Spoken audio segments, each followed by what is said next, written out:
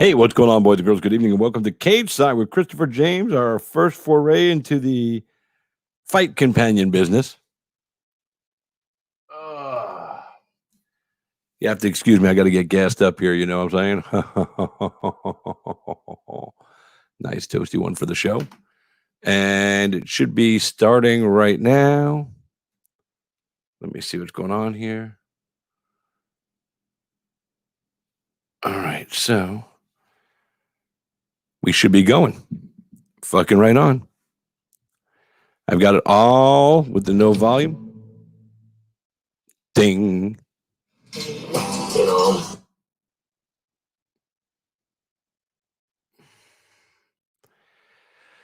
Well, it was going there. There we go. All right, so we're good now. So, good evening and welcome to Cage Side with Christopher James. I am Christopher James, man. Happy to have you on board for the Fight Companion tonight. Don't forget, I'll be in Biloxi, Mississippi, September 24th for the debut of Icon Fighting Federation.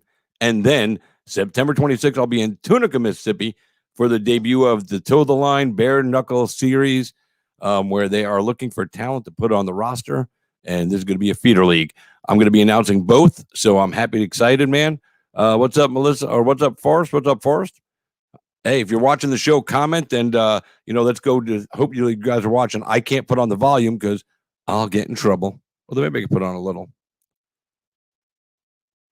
A chance literally to change their lives. How do you adjust the volume on this?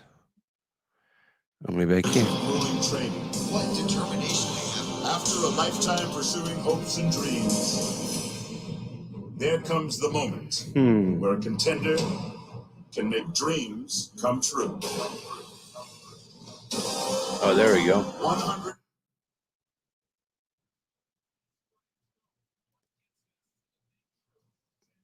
All right, cool. We good. All right, so I have the fights on. When they get ready to start, we will definitely get that first matchup for you. I am excited. So let me go ahead and do some maintenance here. Oh, yeah. All right, so we are in Las Vegas, man. They're ready to roll.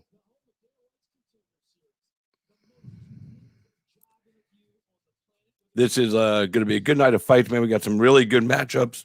Excuse me.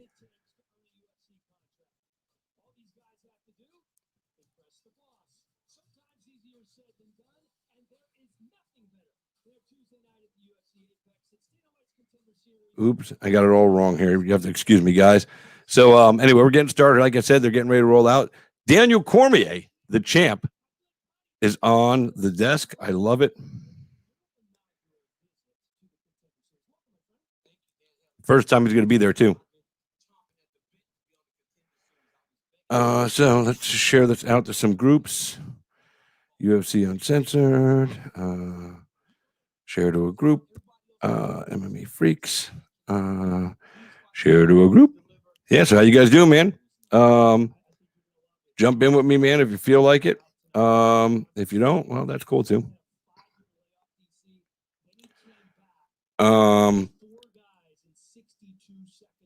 So MMA Fight Forum. Share to a group. MMA Access 24/7. And that's enough for tonight. That's all I'm doing.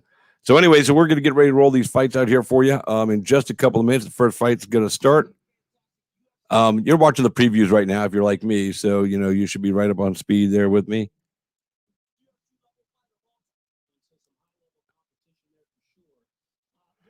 Excited for tonight's fights. There's Laura Sanko over there. Yeah, so I'll be looking this way at my screen sometimes, so don't get upset if I'm not looking right at you guys. But we're going to go through these fights one by one. Let me see something here. I wonder if they can.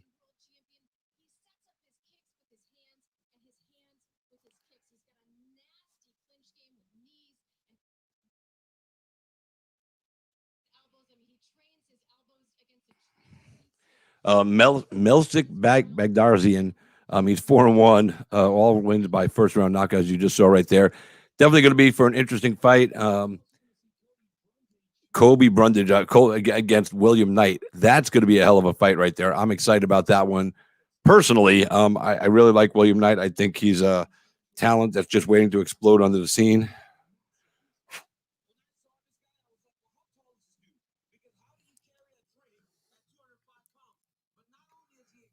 Let's get gassed. Hey, guys, if you want to get gassed up, now's the time, man. Smoke them if you got them.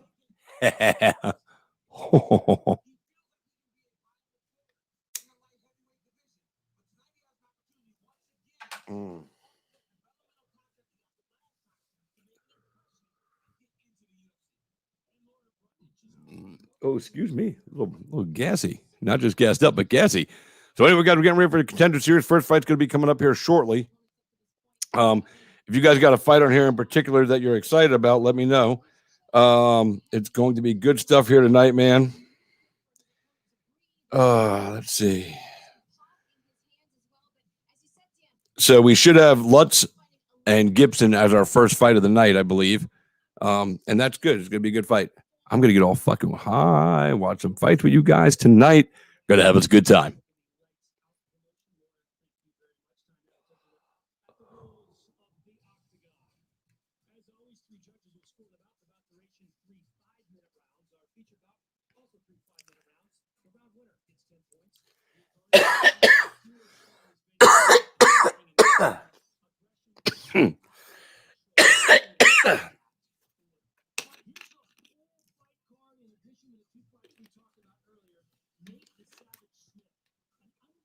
Yeah, Tucker Luds versus Chase Gibson, William Knight versus Cody Brundage, Jose Johnson versus Ronnie Lawrence, Jimmy Flick versus Nate Smith, Dennis Bazooka versus Melzik Badarzian. These are going to be good fights, man. These guys are all talented. I'm excited, man. I'm really excited. And I get to watch the fights with you guys. If anybody wants to comment or jump in, I might even invite somebody to jump in with me. You never know what UFC fighter are going to jump in. But we're going to start the night. They're getting ready for the first fight of the night. Lutz and Gibson. Lutz. There's a town here. Is his name Lutz or is it Lutz? Where I live, there's a town called Lutz, spelled the same way. So, that's it. So we're getting ready right now. As you can see, they're getting ready to, run the what they call the promo or the vignette, if you will. Chase Gibson,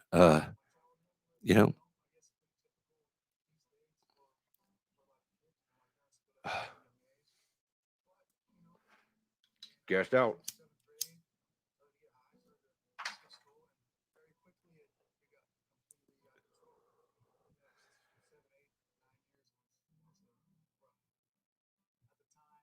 Oh my God. So who's watching with me, guys? Leave some comments on here on the Facebook, man. Let me know who's watching.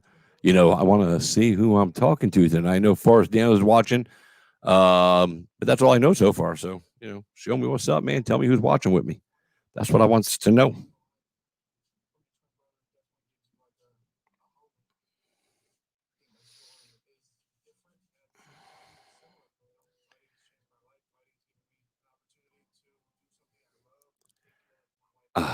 Yeah. And, like I said, we got Icon coming up on the 24th, Toe the Line on the 26th, Island Fights on October 3rd, Icon again on October 22nd in Mexico, San Carlos, Mexico. Excuse me. Roy Jones Jr. Boxing, who's our parent company, just was out there, did 2 shows last week. The shows were really good. The venue was awesome. The scenery was great. We're going to have a good time when we get to Mexico. It'll be our second show and our first international, man. We're not screwing around here at Icon. Icon is definitely going to change the game. You see what I'm saying? Change the game. That's what I'm talking about. I'm going to be so freaking ripped here in a minute. Tucker Lutz. Not Lutz. Lutz.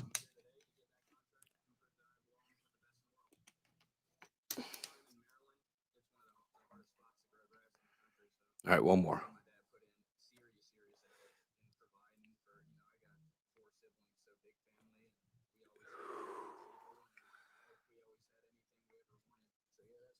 And we'll do live post-fight. Obviously, we're going to watch the fights live, and then we're going to discuss the fights after they're over. And we're going to make Where's my notes?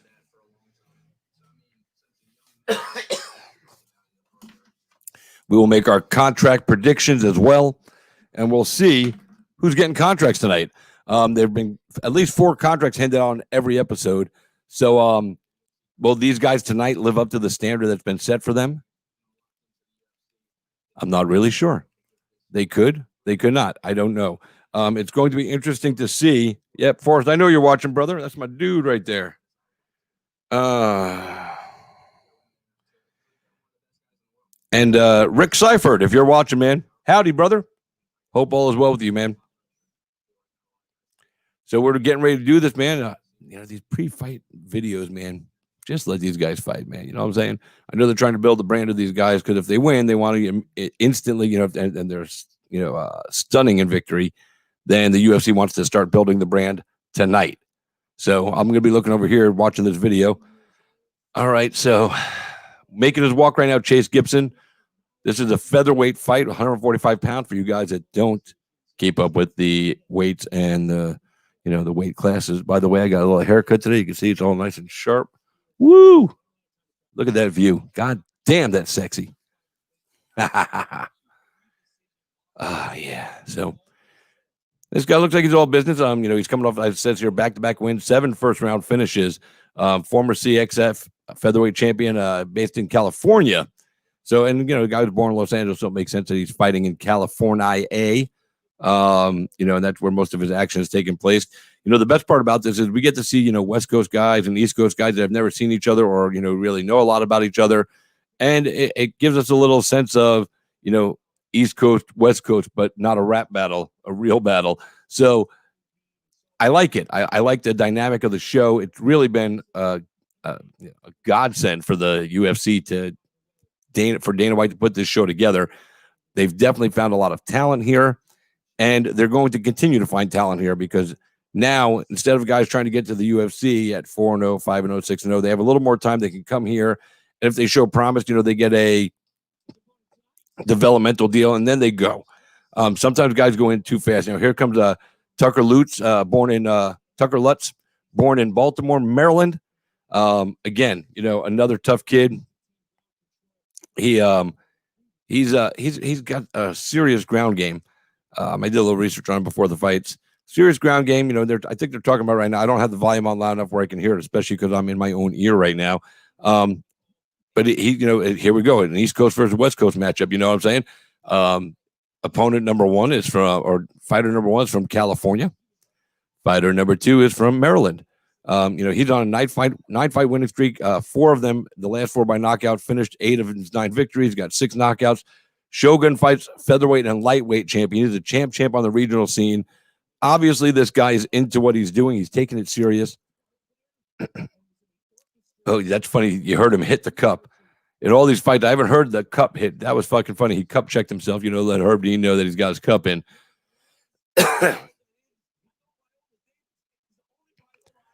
Now, what sucks is because I can hear myself and I'm going to be talking over. I'm going to have to go back and watch this later because I want to listen to DC, but I can't share DC's commentary or the show's commentary on my broadcast, trademarks and all that shit, But 26 versus 30, 5'8" versus 5'10", identical reach, half a pound of weight. Gibson is the older of the two fellows, has got 2 inches in height on Tucker Lutz. But again, the reach is identical.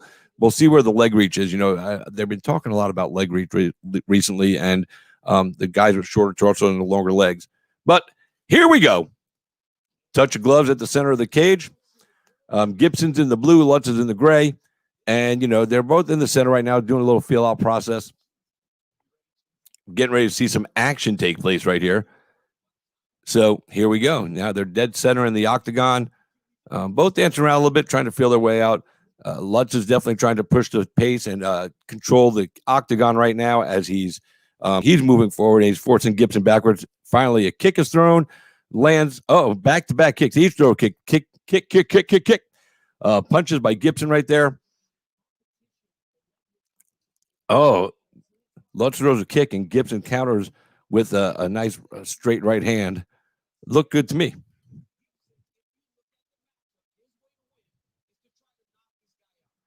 Oh, head kick. kind of grazed off the hand, maybe caught the hairline. I don't know if it caught all the way flush on the head. So, but he's definitely looking for the knockout. This is what he does. He knocks people out. That's what he wants to do tonight. He wants to knock out Lutz. Oh, and he's swinging for the fences right now early in this fight. This is awesome. Ugh. Let me do this a little bit so I can turn this way a little bit. Yeah. So now we're going to watch this fight go full on, and here they go. Now, Lutz is definitely still the aggressor, but Gibson's been getting the better of the exchange. A couple of kicks right there landed by Lutz of no significance. They will get scored. Significant, I don't know.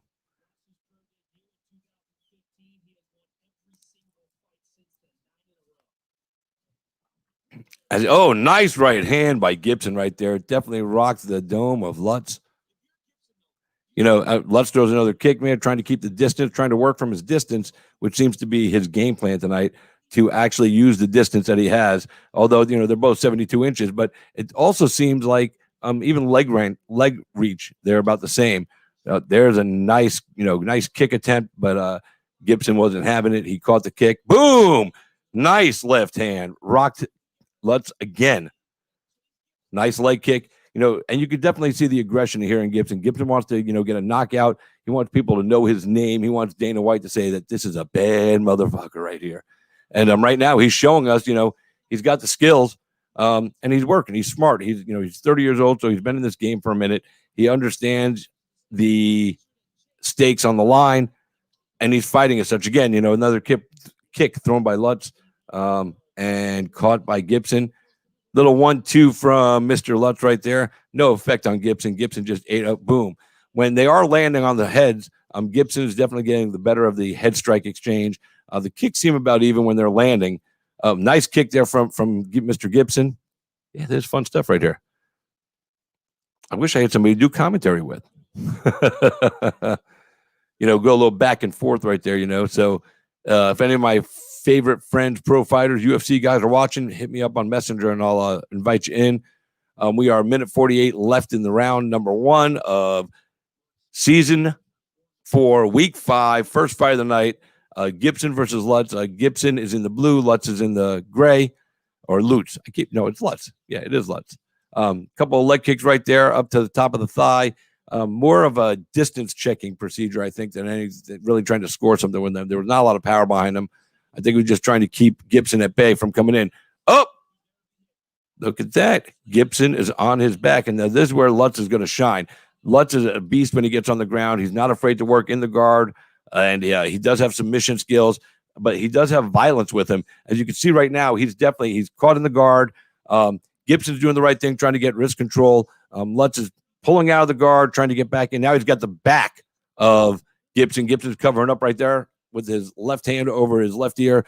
But Lutz is coming around the right side and dropping punches in one after another. They don't seem to affect Mr. Lutz too much, or Mr. Gibson, excuse me. Gibson's got his hands in the fence. We'll see if the referee gets his hands out of the fence.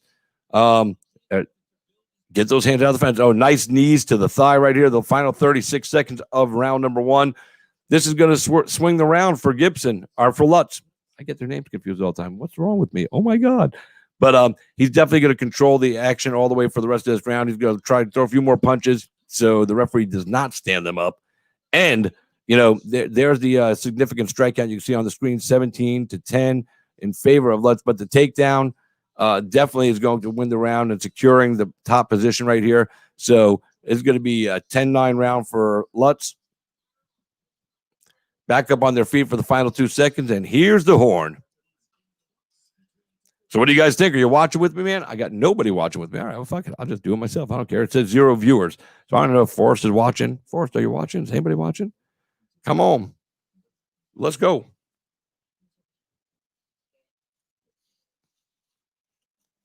Hi, Debbie.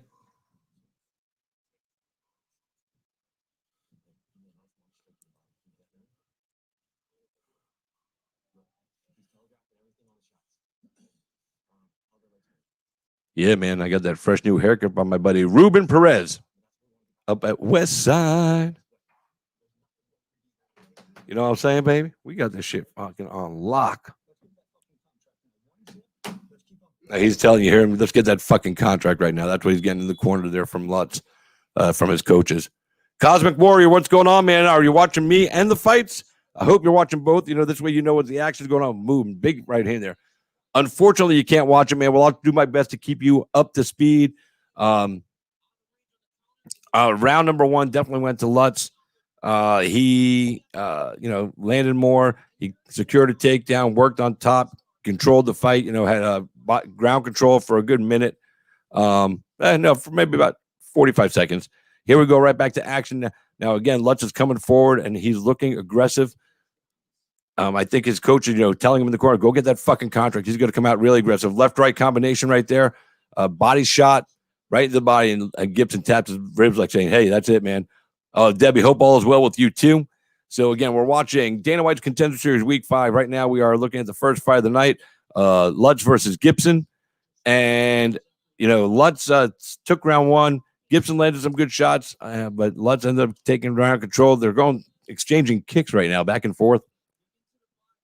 And, digging into those kicks with the body, those are fight controlling strikes. When you break down the guy's body, they're tired. They can't fight as well. So those strikes, while they might not seem overly significant right now, as they continue to add up, the numbers and the volume will definitely favor the guy who's landing the kicks versus the guy that's absorbing them. Not just points, but it'll take some of the life out of them. I know that sounds silly to say. Kick to the arm, kick to the leg. They both exchange kicks. I think Lutz got the better of that kick exchange. Another kick by Lutz to the lead leg. You're starting to see, it looked like he was going to fake Gibson was going to feign a Superman punch. Lutz is winning right now. Lutz is controlling this round two. He's got Gibson on his heels, pressed up against the octagon panel, and that's where he keeps ending up as Lutz continues to push forward, control the action, control the pace of the fight.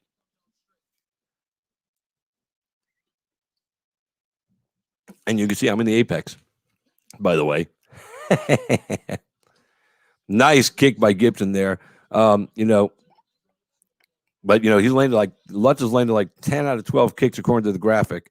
And they're solid kicks. A couple of them were a little but most of them have been really solid.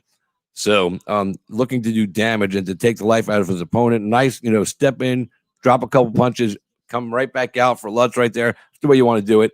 He threw another kick. This time Gibson caught it and used the kick to throw a punch. Nice right hook by Gibson. Nice boom. Nice left by Lutz onto Gibson's face. Two solid punches that definitely caught the attention of Gibson. I think he's in more of a fight than he expected to be in right now. And, according to the odd makers, let me see.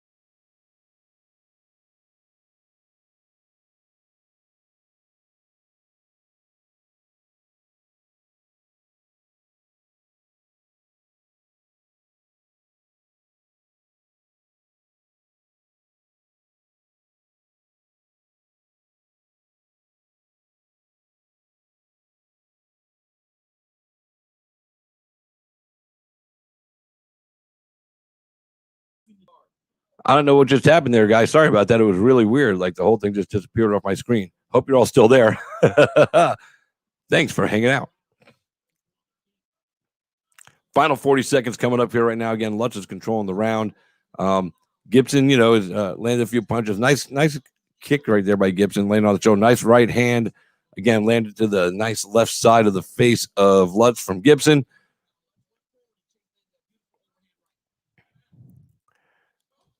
But still 40-13 in this round, significant strikes. This is all Lutz. This is a 10-9 round again. So it's going to be 2018 unless, this fight ends in the next 15 seconds. But, based on the performances we've seen so far in the Contender Series this season, are we based on this on the fights we've seen, are these guys, if this fight ended right now, does Lutz deserve a contract? I don't know. It's tough to decide. Let me see something here.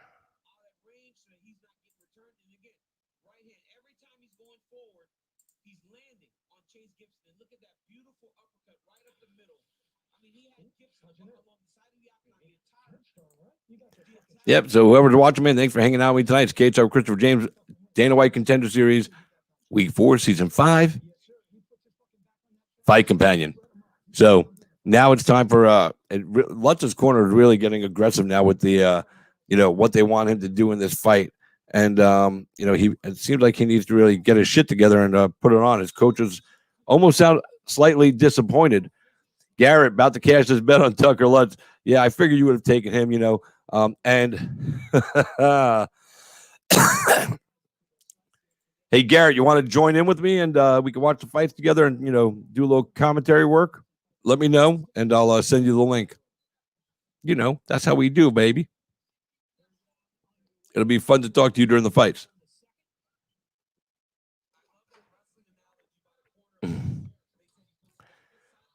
All right, so now Gibson is moving forward, taking the center of the octagon. It looks like he's about to control it. But Lutz just keeps firing off, man. He really looks good tonight. Again, I don't know, based on what we've seen so far and some of the really good fights, is a contract coming for this kid? Oh, man. Yeah, I have the Facebook, I don't know what the fuck this is, the portal from Facebook, so I can watch it on my portal, which I have right here next to my computer. So, but I tell you, there's Lutz firing off those punches, man. Nice combination. We're at 4:08 left in the round, about to hit the 4-minute mark. It's good stuff. You know what I'm saying? It's good stuff. Good stuff. Good fight so far, man. I'm digging it. But it's really, it's been a one-way affair at the end of the day. It's really been all the action from, Lutz. He's landing at a 57% clip right now.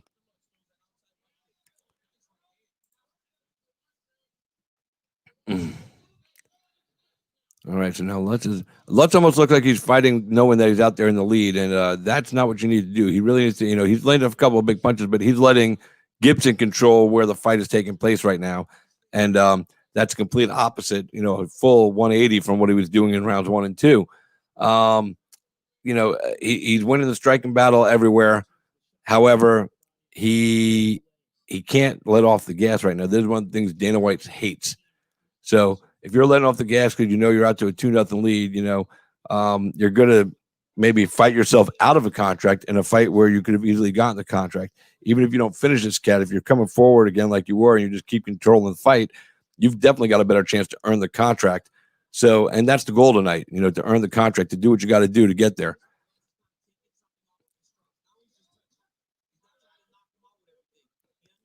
No, I mean, Garrett, you see what I'm saying, right? He let off the gas. He's letting Gibson control this round. He's trying to cruise, throw a few things here. Hopefully, it keeps him in the win. But nice little head kick right there. One of those gets through flush, Lutz is going to go down.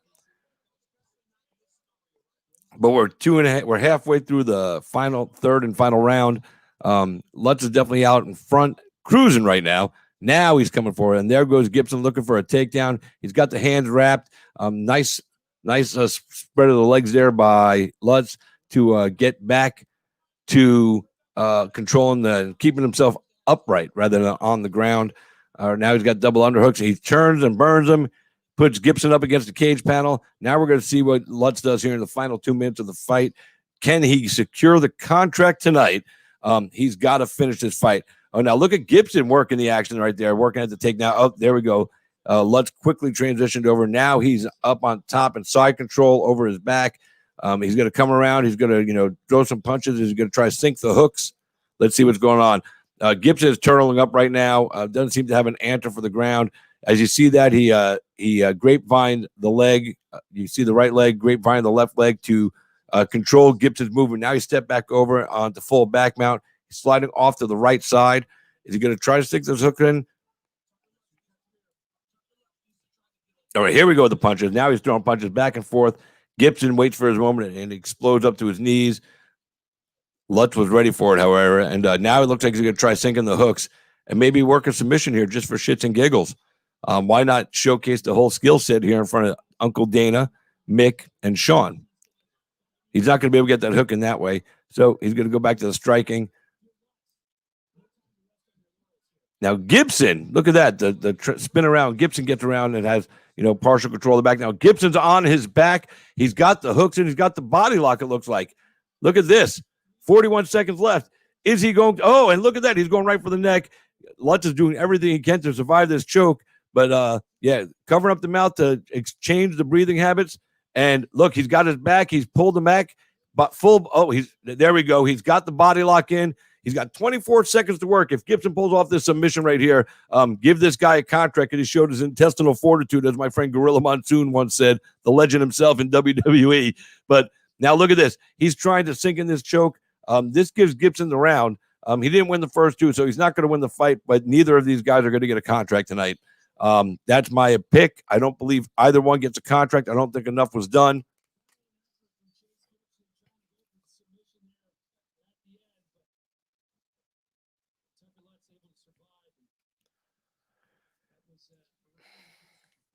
That's what happens, guys, when you take your foot off the gas against an opponent you're beating clearly, and you decide to cruise to the victory. And this is not the night to cruise to victory. You're not in the UFC yet. You got to put the foot on the gas. If you can, you do it. That's just the way it is.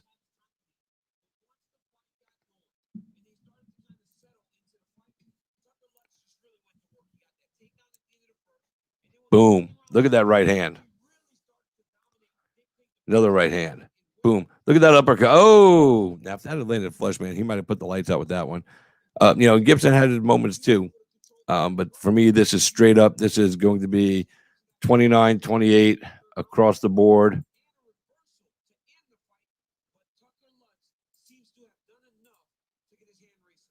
I can't see him not getting the win here. I would be shocked.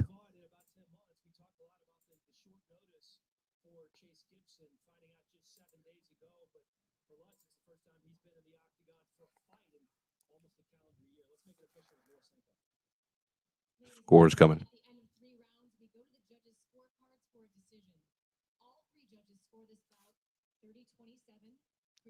30-27 all the way across. I wouldn't have given it 30-27. I don't know, man. I think that Gibson fought hard in that third round, and I think Gibson won the round. That's just my opinion. I'm not a judge, so I don't really give a shit. But no contract, guaranteed. There's no contract here. So my prediction. So if you're watching with me, in the comment thread, put your prediction: contract or no for Lutz.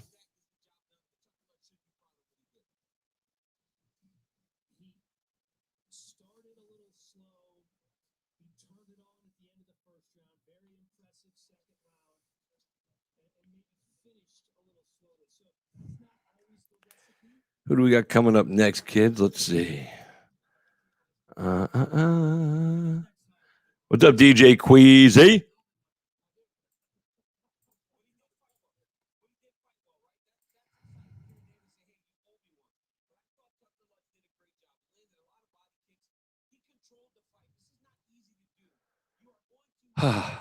First fight done. Good fight. I mean, but again, is it a contract fight? It should. I mean, it is a fight for a contract, but I don't know. So Lutz versus Gibson. Gibson gets the loss. Lutz takes the win, 30-27. I had a 29-28. I don't believe a contract is coming up. Next up, we'll have Knight versus Brundage. This is going to be a big fight.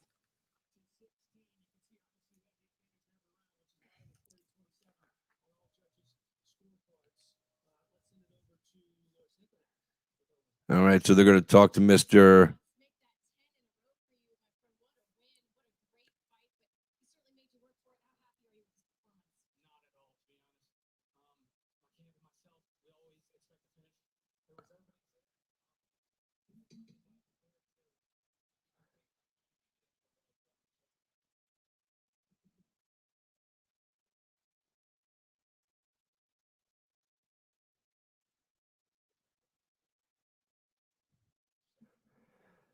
So what do you guys think, man?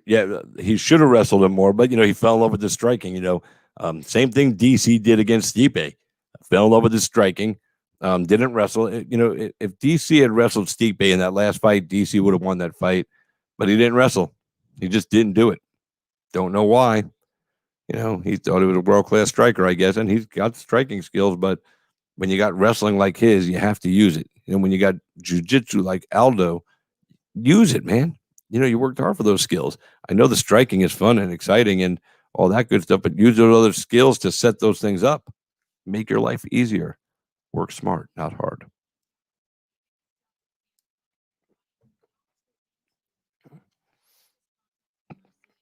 Oh, man. So who's watching with me, man? If you're watching right now on Facebook Live, leave a comment on there. Let me know who's watching with me. If you're watching on YouTube, I can't see your comments till after the show. Sorry about that. Make sure you subscribe to the YouTube page. Don't forget, man. You can go look it up after the show. And I'll leave a link on my page for it as well. But William Knight coming up next is going to be his second time on the Contender Series, and he's going to be taking on Cody Brundage. He's 5-0. He's got 3 first-round finishes. This kid's tough. He's a big kid. Big kid. Big kid. Big kid. They're doing all the walkout stuff. So how's everybody doing today, man? Thanks for tuning in. This is Cage with Christopher James, Dana White Contender Series Fight Companion. Didn't expect a lot of viewers because, they're watching the fights. They don't want to listen to me. They want to listen to the guys talking. DC's on there. I don't want to listen to me. I want to listen to DC. But I started, so I'm going to finish the show. It's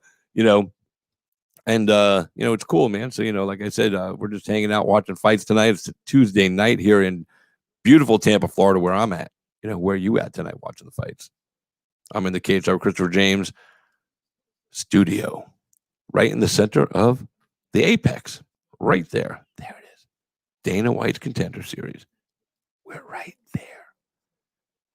I could turn around and watch the fight to completely show you my back, but that would be rude, You see all those people right there. They're a very good crowd, as you can see. They're sitting still. They're not causing a ruckus. You can't see it, but the whole crowd has masks on, just so you know.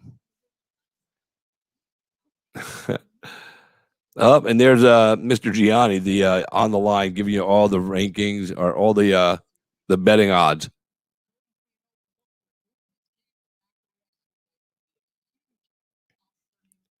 He's saying that he thinks Cody is overlooked. He moved his camp to Factory X, and he thinks it's going to be a huge plus for him.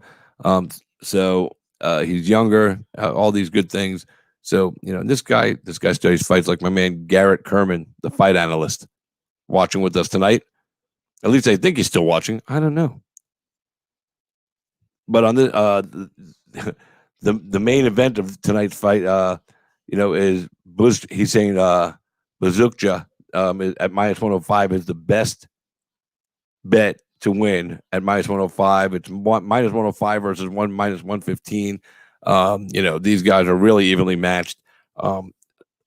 Anticipating a very exciting main event. They call it the feature bout. I call it the main event. It's the last fight of the night. It's the main event. But, these guys, I guess, they don't want anybody to feel bad, get their feelings hurt. They're cool like that. That's how they do. So light heavyweights, and now we're going to get a full video package here, as we always do. Knight versus Brundage. Light heavyweight bout, man. These are both big, big boys.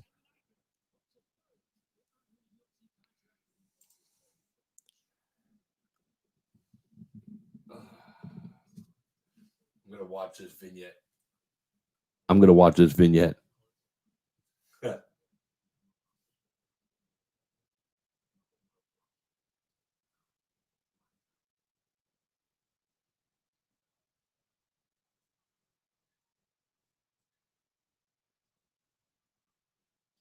That was a hell of a moment for Knight.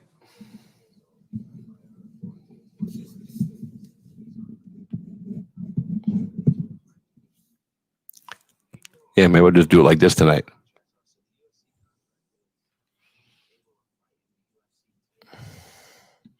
Have wires hanging out and shit. Yeah. I think I'm going to run like this right now so I can watch the fights a little cleaner. Well, there we go. Right there. Yep. Now we're centered right on the mic where I want to be. Perfect. There we go. Little different look. So how you guys doing tonight? What did you think of the first fight? Again, if you're watching. Yeah, Tucker won. He won the fight. Unanimous decision. Unfortunately, I don't think he's going to get a contract, Cosmic Warrior. I don't think he did enough. It looked like he was taken off the whole entire third round, and you know how much Dana White hates that. So we'll see. We will see. That's it. That's all I could tell you. That's all I could tell you. That's all I could tell you.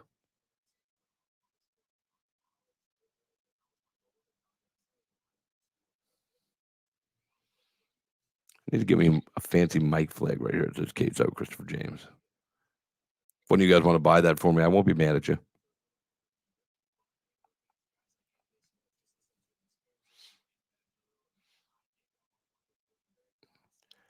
Yeah, Brundage, you're showing here trained with Anthony Smith. Hopefully he didn't learn any of Anthony Smith's bad habits, like losing. That's right, I'm an asshole. Hey, guys, don't forget, man, it's going to be the debut of Icon Fighting Federation, September 24th in Biloxi, Mississippi, live on UFC Fight Pass. Matchmaker Dean Toole has been busting his ass to put out a phenomenal fight card. So I'll be posting up more of the fight card later on my page. I'll be there announcing. I'm going to be the announcer for Icon. Fully excited this opportunity. And then after that, 2 days later, that's the 24th of September in Biloxi for Icon Fighting Federation. And then September 26th, I'll be in Tunica, Mississippi for Toe the Line, which is a offshoot of Bare Knuckle Fighting Championship. It's a feeder league that they're setting up to get guys out there and get them the experience they need before they turn them onto the big show. So it's a pro fights, pro bare knuckle fights. There's going to be no amateur bare knuckle fighting, I don't think, ever, and that's probably smart because when you're doing this, you don't want to take all those shots bare knuckle in the amateur. Look at this, and he's got a cornerman coming to the cage on crutches. Is that Anthony Smith? Well, yes, it is Lionheart. I think that's Lionheart. Looks like Lionheart. Could be Lionheart.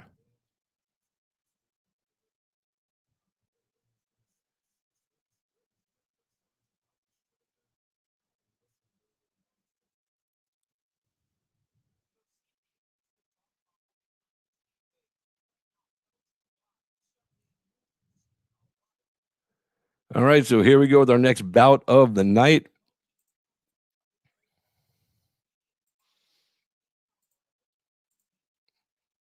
Like I said, guys, leave some comments on if you're watching on Facebook. Drop some comments on here. Let's have some fun with this shit, man. First time I'm doing it, man.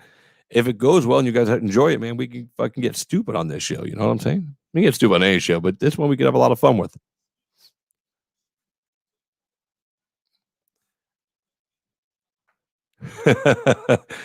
Thanks, man. I've done a little commentary in the past. It's not my forte. Ring announcing is.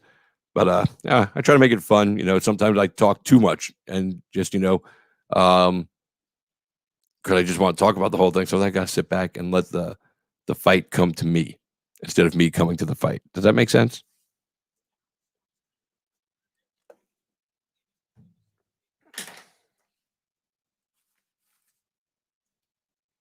Trying to gas up.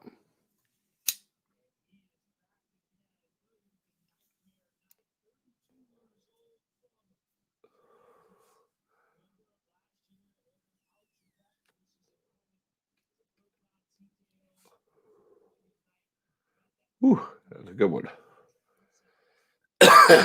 That one might leave a mark.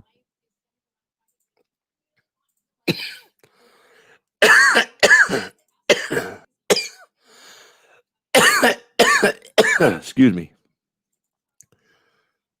All right, man. And Knight, Knight was a little agitated yesterday because when he first stepped on the scale, he was a little over. And people started crapping on him. And, they gave him an hour to finish cutting weight. He did. He made weight. He's fine. And that's an allowable thing. You know, you have an hour. Most commissions give you an hour. Some commissions give you 2 to make an additional weight cut if you're a little heavy on the scale. So he did. He made weight, no controversy. Now he's out here to do some work tonight.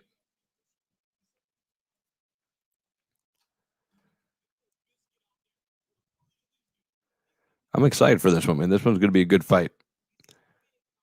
Somebody could end up going to sleep quickly, though. I mean, these guys both do punch with power. So we're going to get the tail of the tape here. I'm going to give it to you off the screen for you guys that aren't watching the fights and are only listening to me. Then I will continue to try to give you the most information I possibly can. All right, here's the tail of tape. Knight weighs in at 32 years old. Brundage is 26, 5'10" for Knight, 6 foot for Brundage, 206 for Knight, 205 for Brundage. And Mr. Knight will enjoy a slight 1-inch reach advantage at 73 inches to 72. Our referee is Herb Dean. And here we go. Touch gloves in the center. An interesting thing that I was reading today, too, about touching gloves in the center. You know, look at this. Brundage right in for the takedown. Didn't even wait. I'll have to tell you about this other thing later on. But Knight is cranking on the neck right there. It's a battle of wills and skills right here. Brundage does get the takedown. Knight holds on to the neck, and he's right back up on his feet. Brundage has got the leg locked up there along with the head.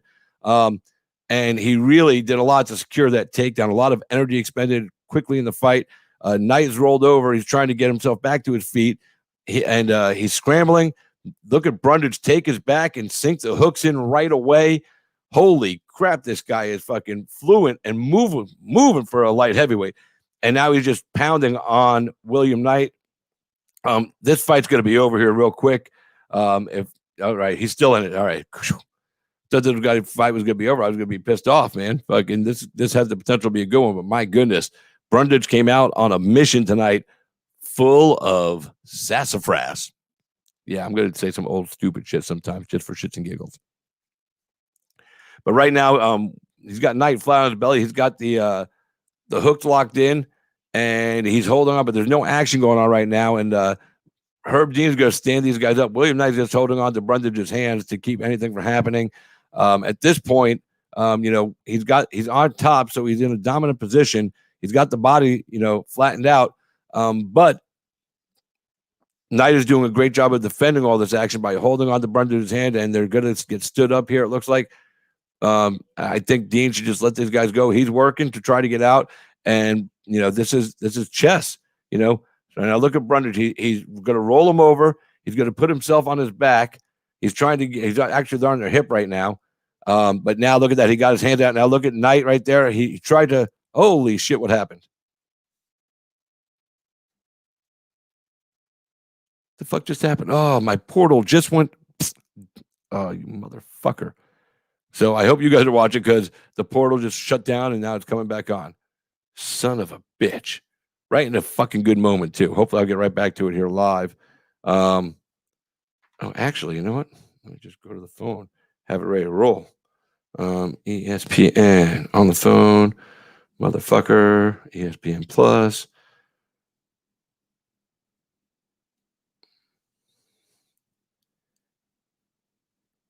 Was it a finish? What the fuck happened?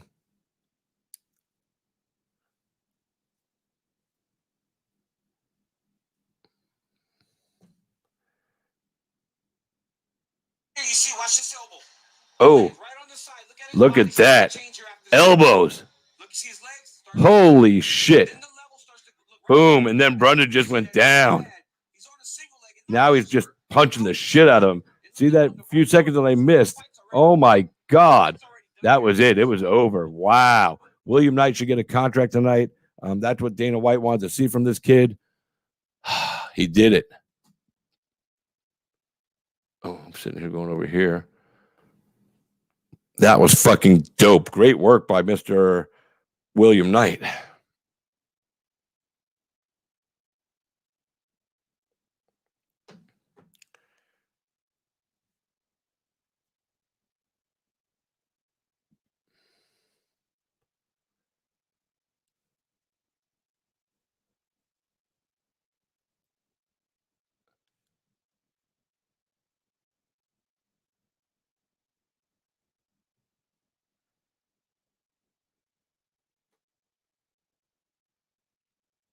Try to get this shit back on here.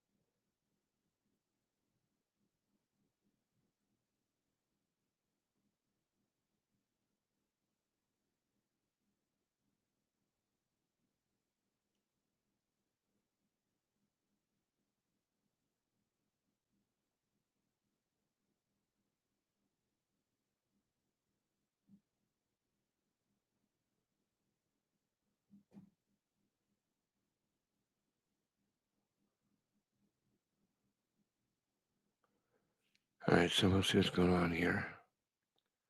Sorry about that, guys. I don't know if anybody's even watching right now. I'm trying to get this all reconnected here. Having some issues with the broadcast. Don't know why. Did you make the most of this second chance? How happy are you right now? I'm very happy. Like,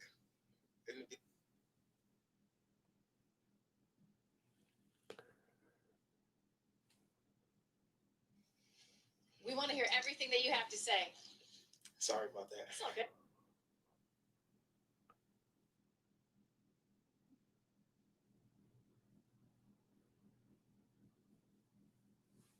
As I hit the canvas, my head hit the canvas, and I was just like, what the hell am I doing? My coach explained to So me. great job for William Knight. So he started to my back. That Rocky Edwards fight put me in the same position. Like, I know how to defend this. And the rules in the back gave me an opportunity to hold him there so we could stand back up. But he started to advance. He sounded, I don't know what was going on. Knight. So Knight versus Brundage.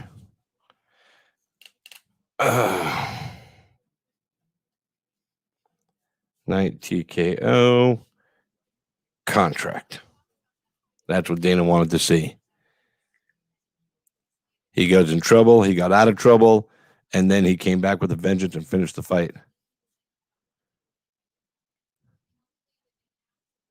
Boom. That was fucking beautiful work. Yeah, they're showing it right now. Those elbows are fucking. I mean, look at that. Oh, those elbows are fucking. I'm surprised he even stayed in there with those elbows and like the fight didn't end before that because those elbows are fucking nasty. Nasty. He's happy now. Like I said, he's going to be getting a contract at the end of the show tonight. Definitely going into the UFC. I can't see them not putting him in. He belongs, man. He's dangerous. And Brundage, might get there, next year, come back next year on the Contender Series, work on a few things. And I think he could fucking end up in the UFC anyway. So just because he doesn't get there tonight, they did see him fight. So because they saw him fight, it means they know what they're getting from him. This is a pretty long post-fight.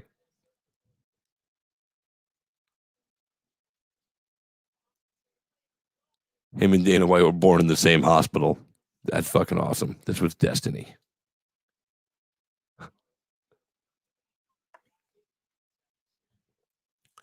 might have to go throw some pizza rolls in the oven and leave you guys for a moment. I know you'll be sad. But I could play a music video for you. But I'm not going to do it. I'm going to stay here. I would ask the wife to go throw some pizza rolls in the oven, but she's working. All right. Up next. Woohoo! Ronnie Lawrence, 5-1, ISK Tennessee kickboxing champion, taking on this young man, Jose Johnson, 11-5, got a 5-fight winning streak. Oh man, and he's a tough kid, man. Wow, this is going to be a banger right here. I believe these guys are 125ers, right? Yeah, I think they're flyweights. Let me double check that here real quick. Check my numbers. Oh, these are bantamweight guys. My bad. The next fight, Flick and Smith, is going to be flyweights. See, I knew there was a flyweight fight on this card. But this is going to be epic right here. These two guys are going to beat the shit out of each other. So once again, you're watching KHR Christopher James, the UFC, Dana White Contender Series Fight Companion. It's season 4, week 5. We're 2 fights in. 1 fight, first fight of the night. No contract. I don't believe a contract is going into the hand of Lutz, although I could be wrong. He fought a good fight. I think he took off in the 3rd round. Damn. Forrest left me. Man, that's fucked up. 3, 5. They're showing you the contenders right now that got contracts. Last week, 4. The Cosi brothers, Cheyenne Baez, Josh Parisian. Oh, no, that was 2 weeks ago. Colin Huckboy, Jeffrey Molina, Rafael Alves. I'm going to have Jeff Molina on my show Thursday night, case over Christopher James, along with Louis Cosi and fellow journalist, Mr. James Lynch, guy who I really respect. I love his work. He's got a unique way of getting the story out from the fighters and the people he talks to. So I'm going to have a fellow media member, somebody who's achieved much more on a worldwide scale than I have, and somebody that I admire. So we're going to get to watch. I'll talk to him for about half an hour on Thursday night. We start at 7:00 p.m. So first up, we'll have James Lynch, and then at 7:30 we'll have Louis Cosi, and hopefully we'll get his brother Orion Cosi on at a later date.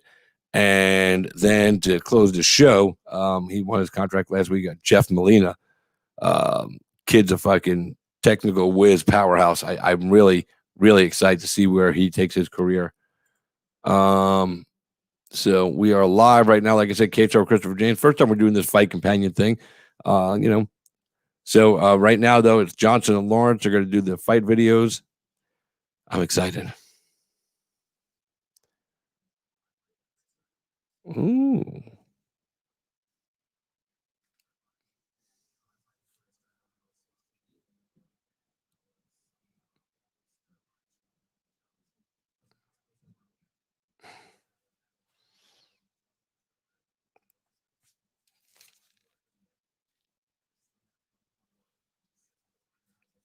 I'm listening to the little video here. Hang on, guys.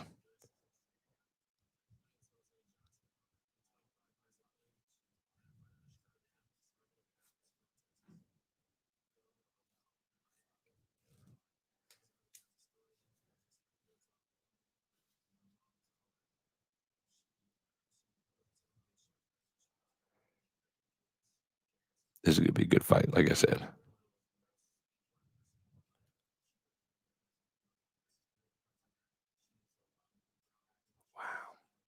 However, that mom chose the man over her own children, kicked them out the house. He moved in with his grandma.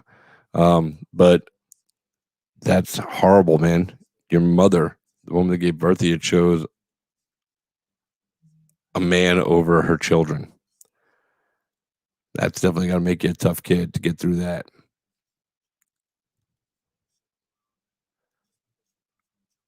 Wow.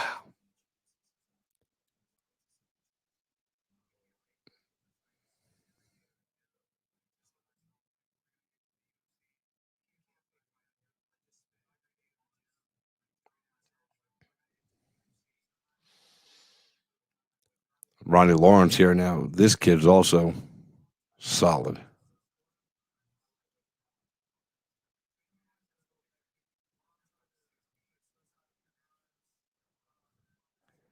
Little Nashville action tonight inside the octagon.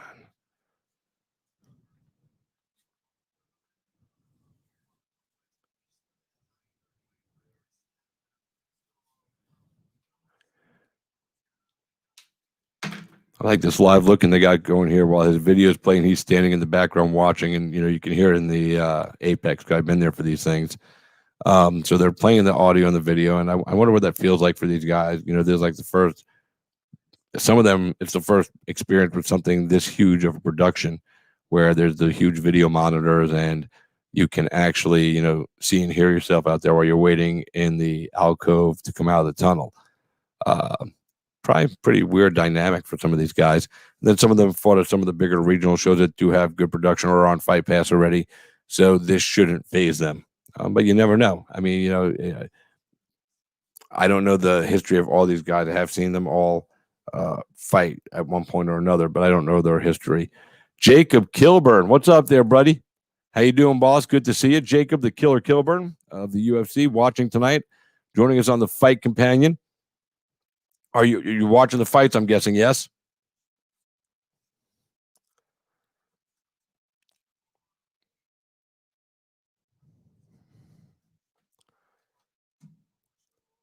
I'm guessing you're watching the fights. I'm hoping you're watching the fights. As you just said, you're a good friend, training partner, you're pulling for him.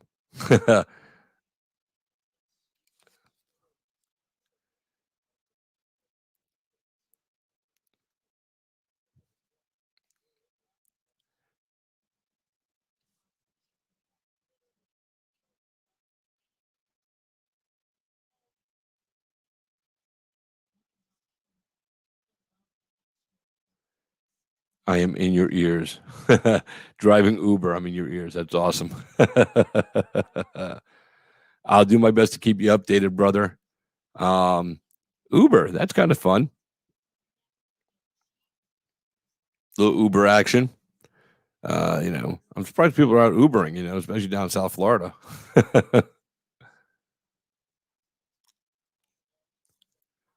All right, so right now, Lawrence is on the launching pad, or the launch pad, if you will. He's coming off back-to-back wins. 3 of those wins, 3 wins by knockout in his record. He's the former Valor Fights bantamweight champion, based out of Tennessee, and he has now entered the octagon.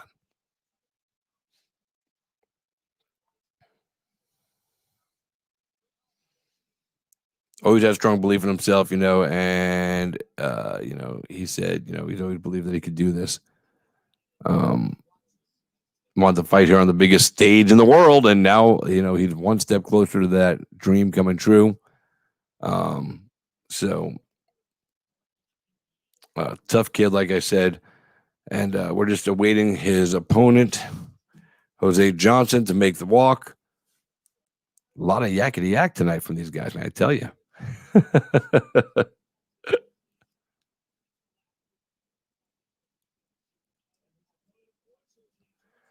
All right, this kid from Flint, Michigan, making his walk with a purpose, and he is right there at the launch pad already, getting ready to. He's dropping the gear quick. He wants into this octagon. Sometimes I wonder why some of these guys don't just come walking out in their fight shorts and just let me go. Like, some of these guys are so aggressive when they do it,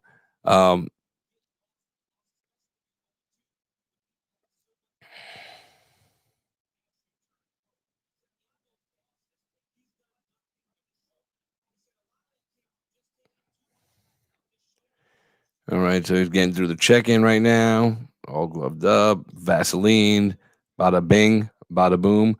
Johnson is now entering the octagon. Saying a little something before he walks in. He's on a 5-fight winning streak right now, all by first-round knockout. 7 over his wins overall have been by knockout. WXC bantamweight champion based out of Michigan.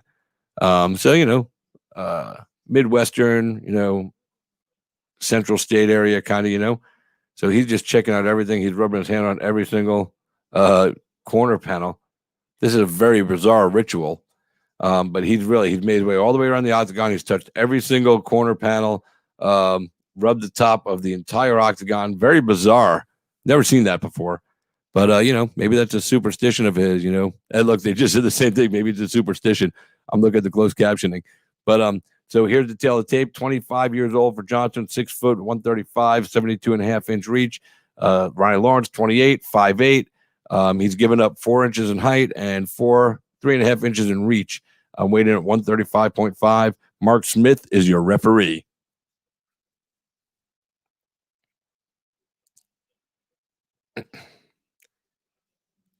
Meet in the center. No touch of gloves. Johnson takes the center and is throwing the first couple of strike attempts. They didn't really land, so now they both just threw a leg kick. They both kind of landed on each other. Jose Johnson moving forward. Now he's stepping back. Ronnie Lawrence looking good right here. They're both trying to fill each other out. A lot of movement right now. Ronnie is on his bicycle, making his way around. Oh, he just did a big right hand and a knee right to the solar plexus. But Ronnie's got a body lock on him, takes him down, and he's almost in the full, but now he's in the full guard of Jose Johnson. Johnson has got full guard. He's trying to use his butterfly to get up. Ronnie Lawrence relentlessly working to keep him on his back. He's working in the full guard, closed guard right now. Lawrence, long and lanky. His leg reach is probably ginormous compared to that of Ronnie Lawrence.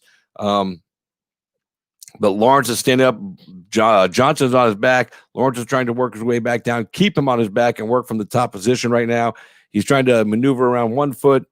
Got a grab of the ankle. He let Lawrence let him get back up, but he's got the head under the chin. He threw a knee to land around the head. Another knee to the fucking forehead right there. Lawrence got him. Oh, I don't know why he let him up like that. Now Lawrence just got turned around. Lawrence takes control back, puts him up against the cage panel. And again, nice takedown, side suplex, if you will. Puts Johnson right back on his back, continues to be relentless in maintaining the position. Lawrence still got a hold of one of the ankles. Now he grabs the other side and he tries to dive in. Got to watch the dive-in attempt. He's trying to spin around Johnson and get into a top position. He's in side control right now, working. He's going to step over right here. It looks like he's got the knee to the belly, came all the way across the body, took side control. Now he's back in the guard of Jose Johnson. A lot of action on the ground. Guys, you're watching the cage side with Christopher James, UFC, Dana White Contender Series Fight Companion Week 4, Season 5. Ronnie Lawrence and Jose Johnson, round number 1. We're about halfway through the first round. Lawrence has been in control because he's working takedowns and keeping Johnson on the ground on his back. He's now in side control once again, but Johnson rolled to his side. Now look at this. He's got the guillotine. Oh, he had nope. He's got a choke on. He's throwing a knee up again. We were in this position a few moments ago. He's got a hold of the neck. He let the neck go, and he shot in for a single leg. He face palmed him. That was pretty nice. Just face palmed right there. Lawrence did to Johnson, that is. Lawrence, again, takes him down at will. Now he's on his back. Now he's off his back. Now he's on his back again. Johnson standing up with him on his back, but Lawrence fell off the back, and now Johnson is working on top. Johnson looked like he's going to try to get down there, and he backs away, and he lets Lawrence stand up. But Lawrence will a nice spinning kick, nice spinning attack. Caught him in the thigh. He's trying to play like caught him in the nuts. It didn't catch him in the nuts. Nice calf kick thrown by Lawrence. He's definitely another calf kick that wobbled Johnson. He threw another kick. This time Johnson caught it on the breakout or the breakaway. He threw an elbow, just missed with the elbow. Using those long legs to kick and try to create distance to keep Lawrence at his feet. Lawrence throws another spinning attack, catches him in the lower part of the right quadrant of the tummy area. Yeah, I said right quadrant. That's right. I'm getting fucking crazy with $4 words. Another kick. The kicking attack right now from Lawrence is definitely paying dividends. It's keeping Johnson at bay, even though he's the longer fighter, both with his arm reach and his leg reach. Up kick to the head, or throw a kick up to the head, should I say. Came in with the left hook right there. This is Lawrence, by the way, I'm talking about. Lawrence has continued to work. He grabs a hold of Johnson again, puts him right on his back. It was a nice entry. Grabbed a hold of the torso and just tossed him on his back like it was nothing. Jacob Kilburn, I hope you're listening. So right now, Lawrence again is on top. He's been in this position for most of this first round, and Johnson has done very well to stay in the fight. He's got the closed guard right now. Lawrence is working. But Johnson's thrown a couple of punches from the bottom of the elbow right there. Should have fucking been called by the ref. Wasn't. Lawrence has got the head again. He slipped out. 12 seconds left. Johnson is now in top position. Lawrence looking for a leg, takes him down again, and is on his back to close out this round with 5 seconds left. 3, 2, 1. Another takedown to finish the round. A dominating round for Ronnie Lawrence against Jose Johnson. He got cut. He had a shot under his right eye. It's cut, but it's under the eye, so he should be okay. They're in there right now. The cut man's worth looking at. Let me take a look at this cut. They got some ice on it. It looks more like a glove scrape. I don't know if it was from, a punch. I want them to take the steel off. Let me see. Take the steel off, you son of a bitch. Oh, and then they switched the other guy. Mother fudger. I'm trying to watch it here and give information to my viewing public, and these guys are not cooperating. That's pretty messed up, man. I know, I'm so stupid, man. So let's see. Again, another takedown. Showing some replays here of the takedowns. Really good work by Ryan Lawrence. Relentless in the pursuit of takedowns. That side suplex would have made Kurt Angle proud. That was dope. Cormier, I can't hear his commentary, but I'm going to guess Cormier even liked that takedown. He was kicking the leg both inside and outside on that lead leg of Jose Johnson. Really, forcing Johnson, who's the longer fighter, to rethink his play. I don't know, that was definitely a cut from a punch. It's bruised up. It's swelling up under his right eye. Should be no problem. Obviously, there'll be no blood leaking because the cut is under the eye. We are now in round 2. Lawrence comes out right away and throws a leg kick to the lead leg again, trying to keep the damage on. Then he throws with his other leg, inside leg kick to the lead leg. So he's using both legs to kick the inside and the outside of the lead leg to hopefully disable Johnson from moving forward and, using his striking game, because he's definitely looking to strike, but he hasn't really been able to land too much because Lawrence has been pursuing him and using the takedowns to his advantage because he has him. DC should have done that. Like I said, man, I'm going to harp on that whenever I get a chance. They're standing in the center of the octagon right now. Nice little karate-style side kick from Lawrence. He shoots in for a takedown. He's got the leg. Boom. Johnson is down again. He moves immediately into side control. Johnson's really good with his long legs. He's able to manipulate himself and get Lawrence into his guard. But now Lawrence has got him mounted, full mount right now. The leg came out. Good job by Johnson to get out of there. Now Lawrence is working inside of Johnson's closed guard. But then I was trying to posture up and land strikes to the head. Nice shot from the bottom by Johnson, man. Flush on the face. Definitely caught the attention of Lawrence. Lawrence didn't, phase him though, but it did catch his attention. He's still in top working in the open guard of Johnson right now. Landed some punches. Now, again, Johnson has these long legs, and if he's versed in the ground arts like he should be at this level, he should be trying to throw up a triangle. He definitely has the length to do it, and he seems to be able to use his legs. Lawrence isn't too concerned about his guard, so maybe catch Lawrence sleeping in the guard and throw those legs up. Just a thought from a bystander, But Ronnie right now he's trying to, he was standing up, trying to stack up on him a little bit, keeping really the pressure down, working again in the closed guard of Jose Johnson.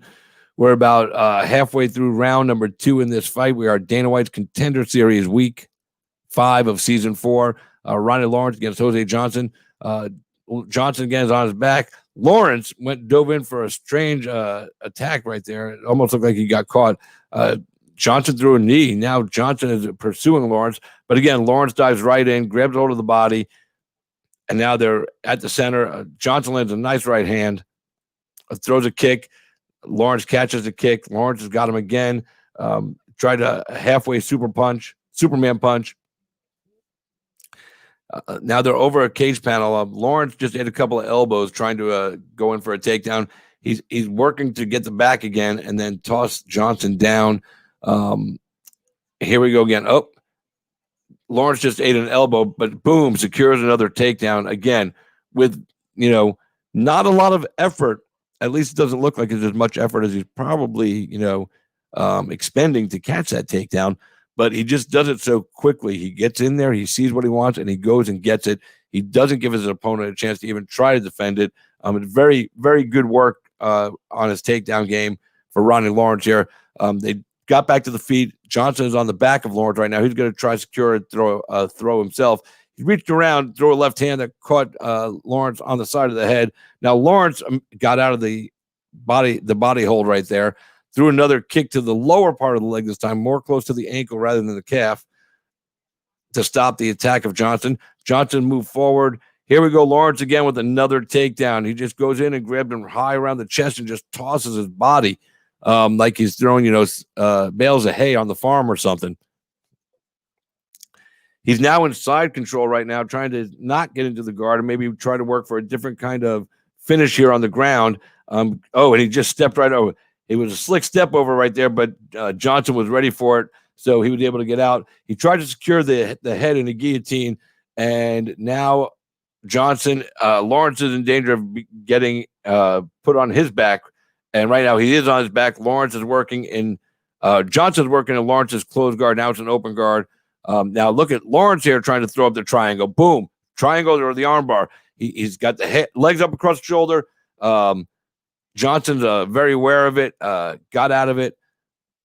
But this is going to allow, with his great defense on the ground. Here we go again. Lawrence is going to try to throw some. Oh, nice punch from the ground. Straight flush to the beak. Boom. They're throwing punches. Johnson's on top throwing punches, and Lawrence is landing on the ground. Punches to the face. 5 seconds left. He's got the arm. Oh, did he? Oh, not enough time to finish that arm bar fully. Good round right there. They're going to go to the corners right now, heading to round 3. Again, it's another round for Ronnie Lawrence. Lawrence is up 20-18 on my card. It's not even close right now. Johnson did a few good things in there. There's no doubt about it. He definitely deserves to be in this fight right now, but Ronnie Lawrence is really showing that this is his fight. Now, we haven't seen, if he can finish. We're going to see if he can finish now. And, this is what you do. You dominate for 2 rounds. You finish in the 3rd. You get your contract. That's how you got to do it.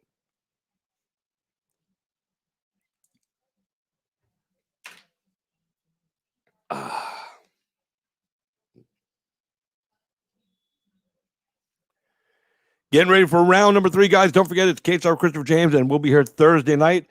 We'll have media member James Lynch, Contender Series fighters that got contracts over the last couple of weeks. Louis Cosi, who did it the same night his brother Orion Cosi did.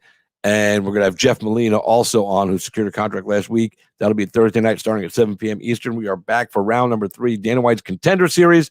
Johnson versus Lawrence. Lawrence comes out and throws a spinning kick right off the jump, catches the side of the head of Johnson. Not a lot of power, and it didn't land as flush, but another spinning attack to the body, to the liver side. That's the way you like it. Then he throws the leg kick again. Lawrence is definitely trying to pick him apart and maybe work for a finish in this round, secure that contract.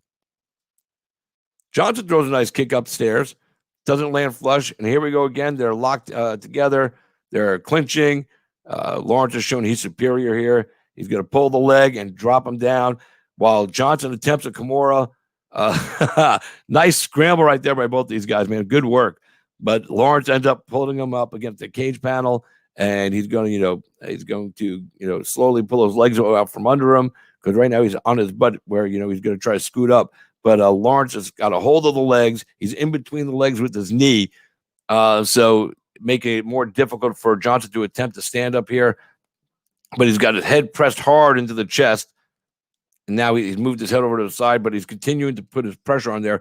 He's grapevining the leg with an arm and his legs. So he's pulling on the left leg, and now he's in the full guard where he's comfortable working, as he has been all night, and has no problem sitting in there. Whereas Johnson hasn't really been able to, he's gotten up a couple times, but he hasn't really had an answer for the takedown game and the work that Lawrence is doing right now. And Lawrence is now landing a nice elbow to the face. Looked like Johnson right there was going to try to grab an arm, but he didn't. Lawrence was very aware of it. Now he's stepping over onto the back. He's going to try to stick his hooks in here. He's got one in, it looks like. Let's see. Lost that hook. Nope. Yeah, he's no hooks in right now. He is on the back. He's trying to grab something here, grab an arm, pull him up, let him, it looks like now he's on his feet. Lawrence is trying to, once again, just break this man down. But I would say, even with this dominating, boom, another takedown. I don't even know how many that is. It's got to be like his 9th or 10th. I don't even know. But from the beginning of this fight, that's how it's gone down. It's been all Ronnie Lawrence. Nashville representing tonight. So I know he's from Indiana, I believe, but he's representing Nashville. So that's what he do. That's how they do up there, man. Get shit done. But again, he's working right now in the closed guard. We got a little over 2 minutes and 15 seconds right now on the clock. He hasn't really been able to get successful submission attempts, except for one attempted armbar at the end of the second.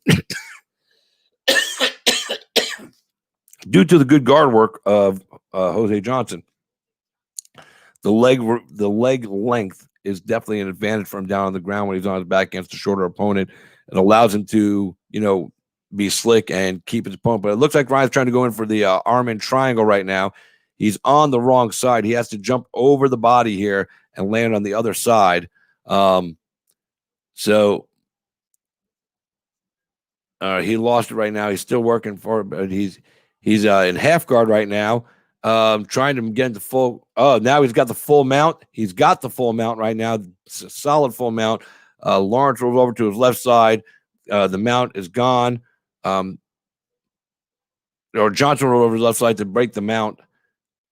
And now Lawrence is, again, happy to be working in the open guard. But now it looks like it's the closed guard of one Jose Johnson.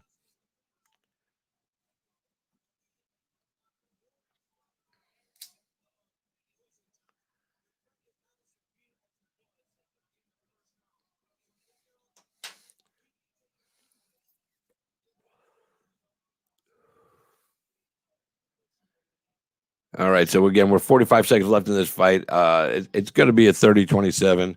One of the judges might even give it a 30-26 to Ronnie Lawrence. I'm going to score it 30-27 for Lawrence. Lawrence won every single round.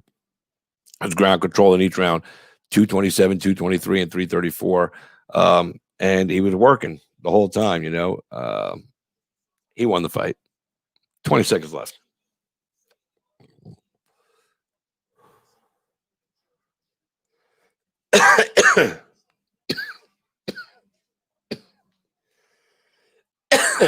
Woo.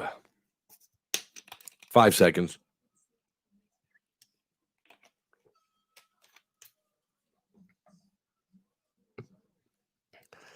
So Dana White's on his feet. So it looks like Johnson and Lawrence. And I'm going to guess, based on that stand-up right there, that Ronnie Lawrence is going to get a contract tonight after that big win. If you don't win that fight, man, then somebody should go to Vegas and beat the shit out of the judges. For real, though.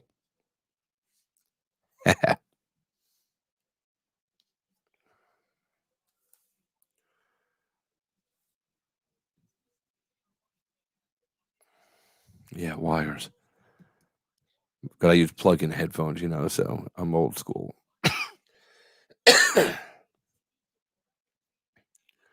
But I don't even know the final number of takedowns that he landed, but, it's got to be 7. Oh, nice elbow on the side. I missed that one. No, I did say that one. I saw that one. That was the one I missed. I didn't see that one. It's kind of crazy. Dana White really dug it. Goes fucking right on, man. It just showed him on the screen. This kid's getting a contract. I think he already knows it. If you see Dana White stand up and clap his hands for you after a fight, you should feel pretty confident that you're getting a contract. Hold on.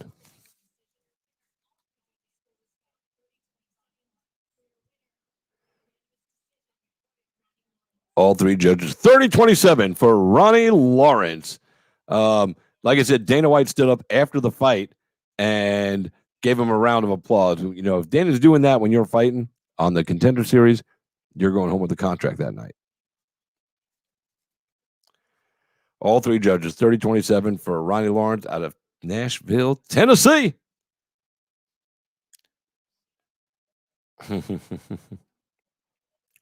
Dana White reached out, fist bumped him. That's awesome. It looks funny to see Dana White behind a plastic shield.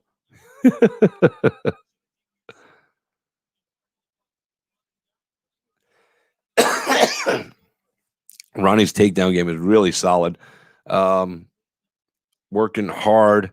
And he could take it down in so many different spots, the single leg or a straight torso takedown, suplex you. He's got multiple ways to do it. And when he gets down there, he's able to maintain top control and get some work in. That's what won him the fight tonight. So, like I said, I expect him to get a contract. He's doing his post-fight right now.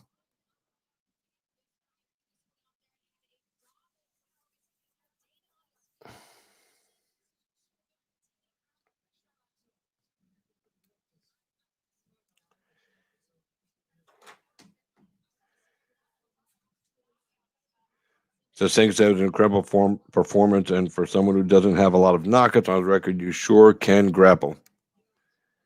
He's like, yeah, I'm a brown belt in jiu-jitsu. I grapple a lot. Usually I knock my opponents out with a back kick or a head kick or something, So he's just talking a little bit about what he's got going on. I'm not going to sit here and give you the full read it, play-by-play. I'm sure if you guys are watching it, besides listening to me, then you're hearing what he's saying. So this is just me goofing off because I got nothing else to do tonight. So I figured, what the hell? I'll do a little, commentary. Be fun if I had somebody to do it with. Sit here and talk some shit about some fights.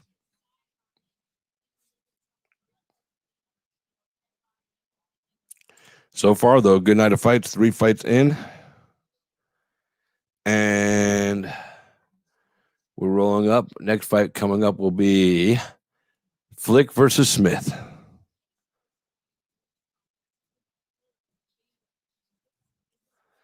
And then in the main event, Bazooka versus, this guy's name is crazy, Bagdasharian.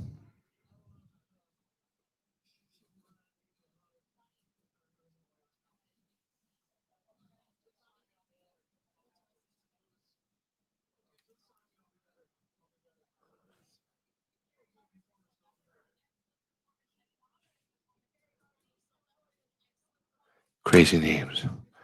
But that's what we got coming up next. So our next fight, flyweight guys. Flyweight fights, man. I love the flyweight fights.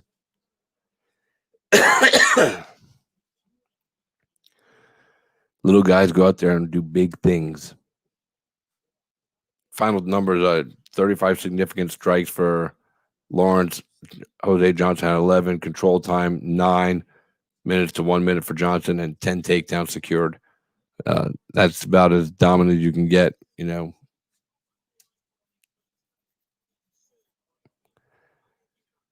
out of 15 minutes, you're on your back against an opponent getting worked, you're going to lose. Unless you finish.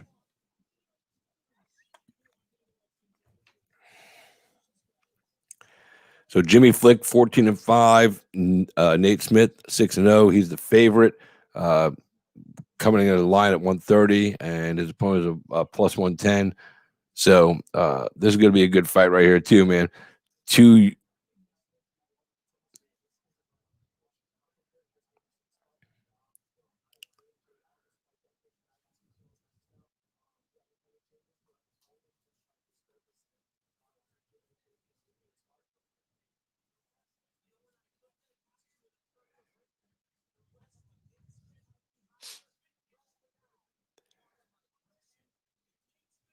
They're saying that the wrestling edge goes to Smith, aggression goes to Smith, experience goes to Flick, submissions goes to Flick. Don't know. It sounds like, wrestling versus submissions. I mean, 4 and 5. It's going to be an interesting when this fight, if the fight goes to the ground, both guys might say, I'm just going to stand up, punch this dude in the face. Then what? Then we have fun. That's what.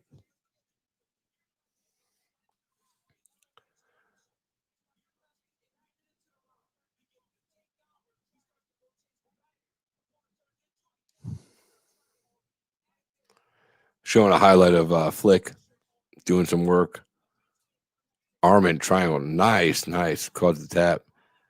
He's over here on another fight. He's in side control. He gets it. Strange. I didn't see it. It went off the screen too quick. I couldn't tell what the submission was. So here we go. It looks like these guys are going to make their walks. I'm hoping. Let's get some walking going on. Let's get the fight started, man. Oh, we still got to do their whole promo reel. Hold on.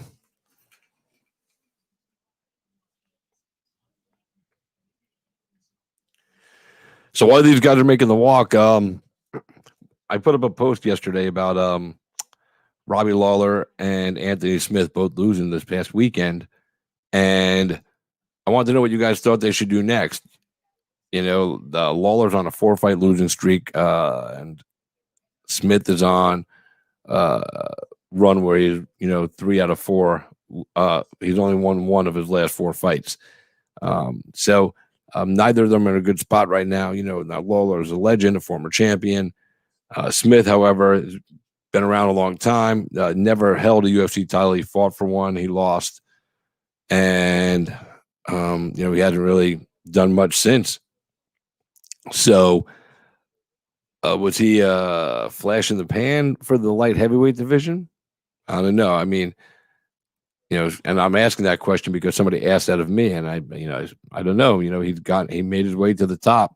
I don't know if that was for lack of other worthy contenders and they just fast tracked him, or if anybody really thought had a legitimate chance to unseat the GOAT at light heavyweight in John Bones Jones.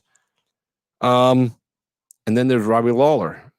He's further away now from a title shot than he's been in a long time.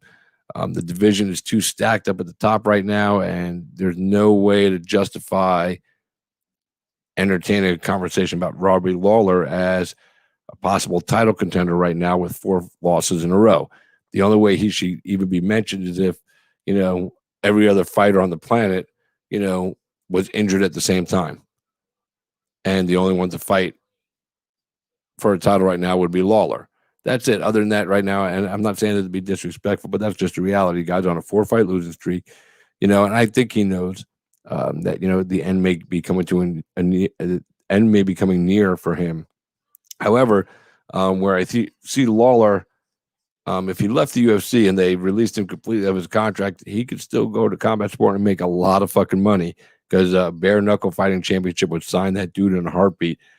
He's a striker. That's what he loves to do. So, like other fighters that have made the transition that, have other skills, the fact that they can, concentrate on just doing one thing, and that's punching people in the friggin' face rather than worrying about wrestling or jujitsu or grappling, except for maybe continually work on some Muay Thai skills, because the clinch and plum are allowed as long as you're working.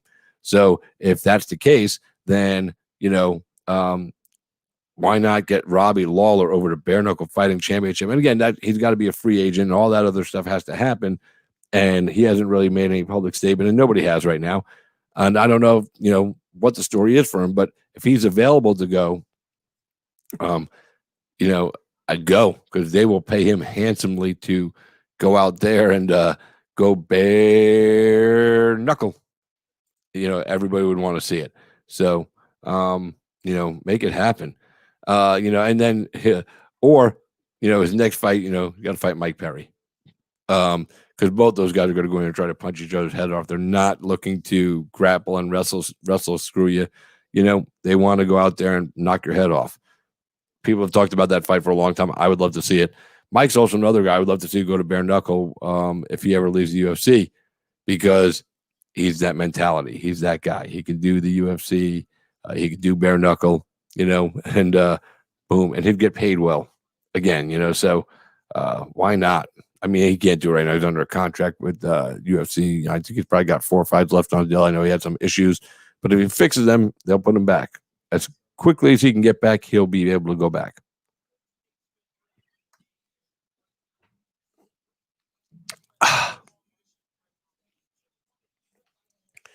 This is going to be, like I said, Smith versus Flick.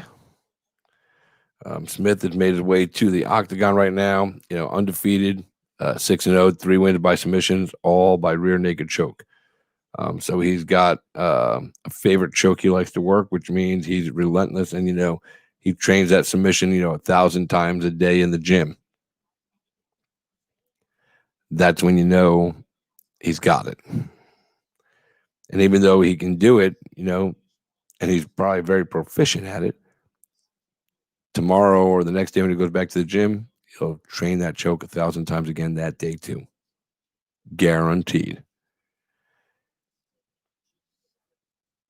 And here we go right now, making his walk to the octagon. That's right, man. Jimmy Flick. He's over at the launch pad. He's just kicking off his shoes. Cup man is huge. Just pushed him back a few feet. Like, hey, man, make sure you stand over the logo properly for the video.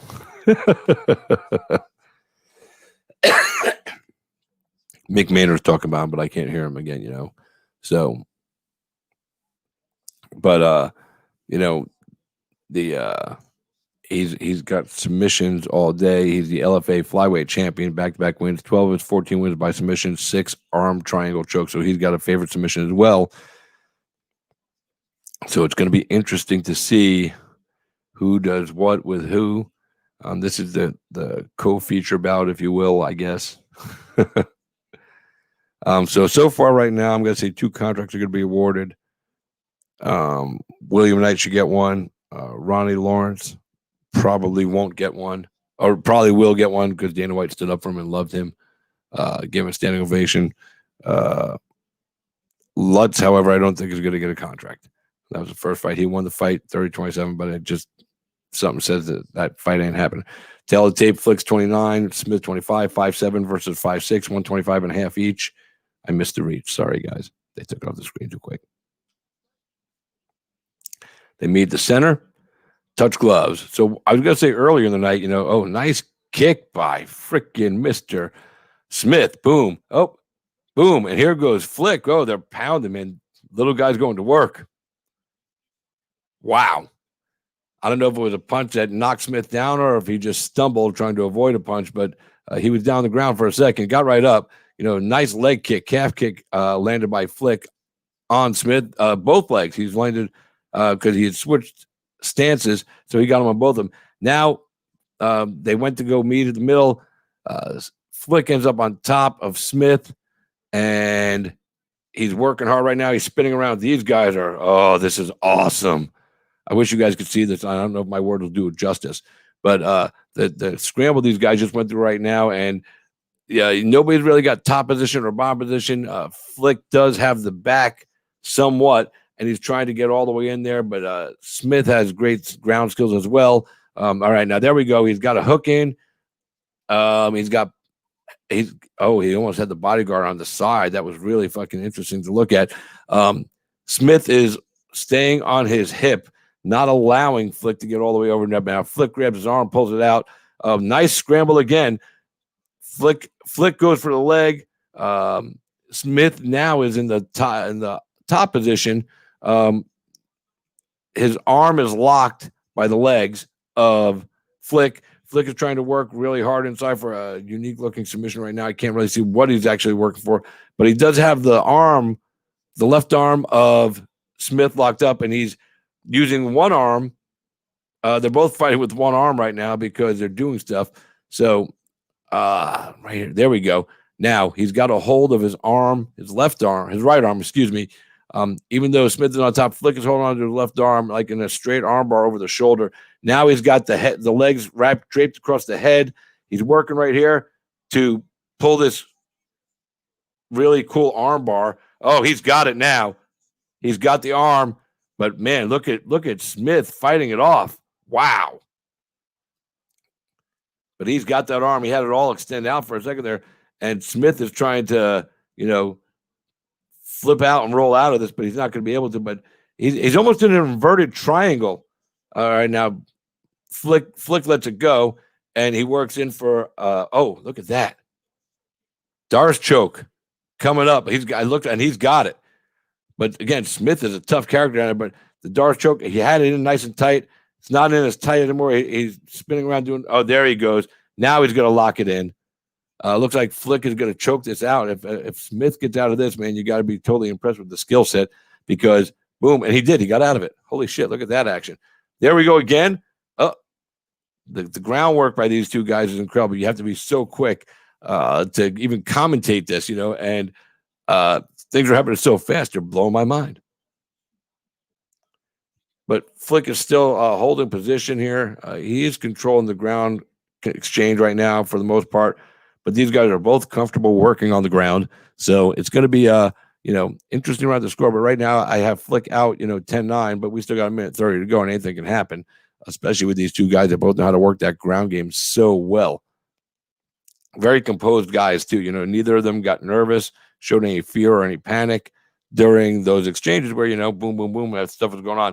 Flick looks like he's got his hand around the neck of Smith, but Smith wasn't moving there for a minute. So referee stepped around to see if Smith had passed out on us or something. I didn't know. I couldn't even tell. It's Herb Dean in there as the referee. All right, so now they're back up on their feet. Flick still has his hand draped around the torso. Oh, throw a knee from the outside. I can't tell if it actually caught him, but so far 3 submissions have been attempted by Flick, and now they break. 45 seconds left, in the first round. Smith throws a kick, throws a little left hand, switches stances right now. Flick just, they both throw a punch. They both miss. Oh, nice head kick. Looked like a little almost like a question mark kick, kind of sort of, Oh, nice kick to the body there by Flick. Landed solid on Mr. Smith. 18 seconds left.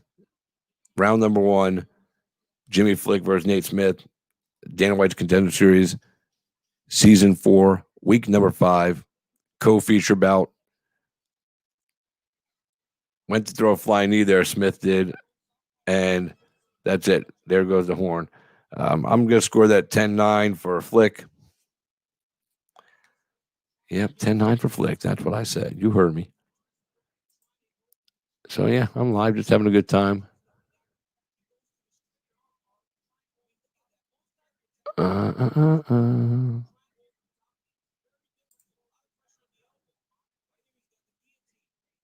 Yeah, I mean, he had a guillotine, he had a darce, he had an armbar, it looked like an inverted triangle.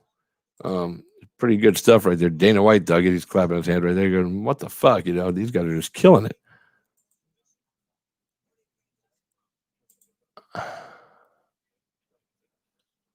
Come on, let's go, motherfucker. Here we go.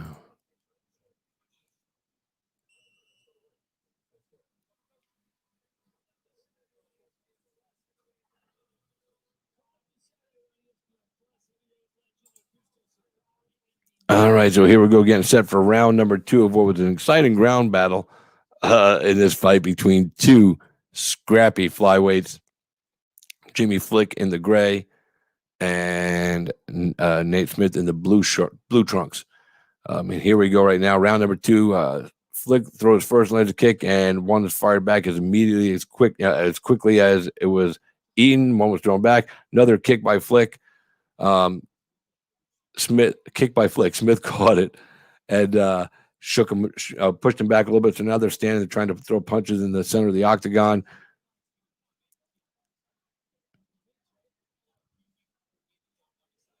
Leg kick thrown. Oh, Smith threw a kick. Flick dodged the kick and landed a nice left hand, and then followed up with the right hand. Threw another kick again. Nice Superman style punch with the right hand. Follows it up with the left immediately. Works into the grappling exchange right there on the side panel. Jimmy Flick is working to get a takedown, and while he's going for a takedown, Smith is going for the Kimura at the same time. I don't think he's really in danger of being Flick, that is, of being Kimura'd right here. He's working on top. He's got Flick on his left hip, and he is on top of him right now. And I don't think he's worried about his arm. He's going to continue to work here and maintain control on the top of his opponent right now. That's what he wants to get done. So now he is on top, and it looks like he's going to try, go for a signature move, the arm triangle. So we'll see right now. Smith is holding on to his arm, though, for dear life because he doesn't want to get choked out here. But this is where, this is his specialty choke, and he's in a position to do it right now. He's nice scramble by Smith to get out of that position, but Flick still remains on top. Oh,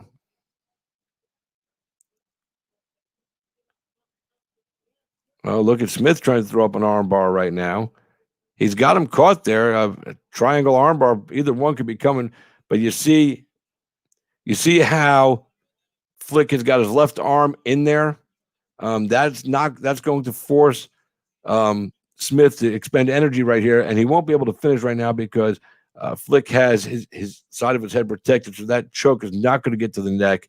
It's not going to be able to squeeze him to sleep right here as long as he can keep that left hand in. But the problem is his right arm is also trapped, so he has to figure out a way to escape. At some point, he's going to have to free one of his hands and do some work because he's going to need to either use that hand that's inside the knee already and use that to break the hold of Smith, or he's going to have to use his knees because he's got one leg that's hooked right there by Smith.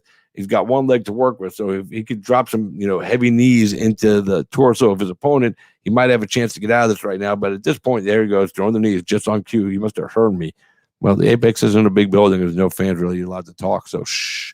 So he's probably listening to me talk right now. That's great work there by Jimmy Flick, though, trying to get out of that position. And, again, he's even the arm that's trapped, between the choke and his neck, he's using that elbow to land punches to the top of the forehead of Smith, and Smith is not liking it. And now Flick is out of the choke. He's out of that dangerous position. He's in full side control right here. And we're going to see what he does right now as he slides over, tries to step into a full mount.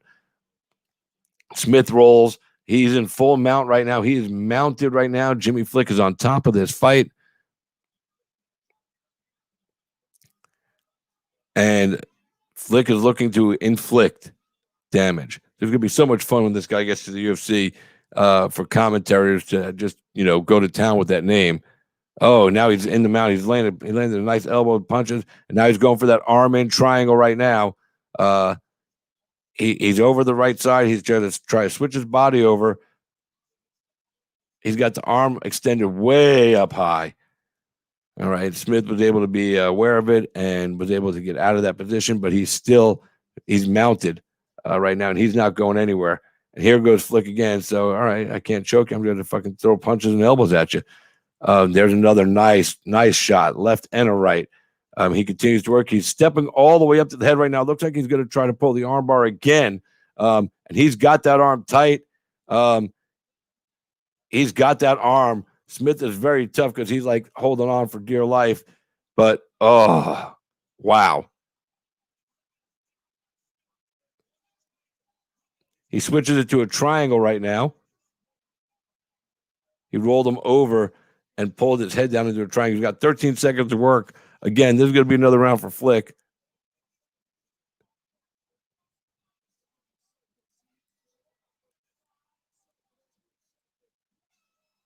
Survives the damn. Flick gets up and smiles, man. This is the kind of fight you like to see. He goes, shit, I got me a tough opponent. I got Flick 2 rounds. He's out ahead 2 rounds to nothing right now. But, man, the toughness of Smith to stay in there through some of those tough, the 2 arm bars that were deep. Oh, man. Good work on the ground defensively. He's got to get some offense mounted. He has to finish now.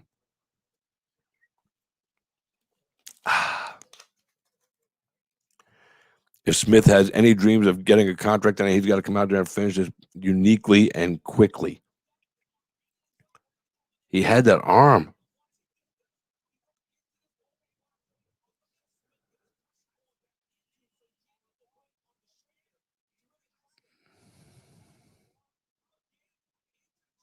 Crazy. I really wish I was listening to DC right now instead of myself. I'll go back and watch the replay later on, though. Dana White was like, oh, my God, with that armbar. Oh, Dana White thought it was gross, yeah, because just the way his arm bent and, nothing didn't, they touch gloves at the center. A lot of respect these guys have earned from one another.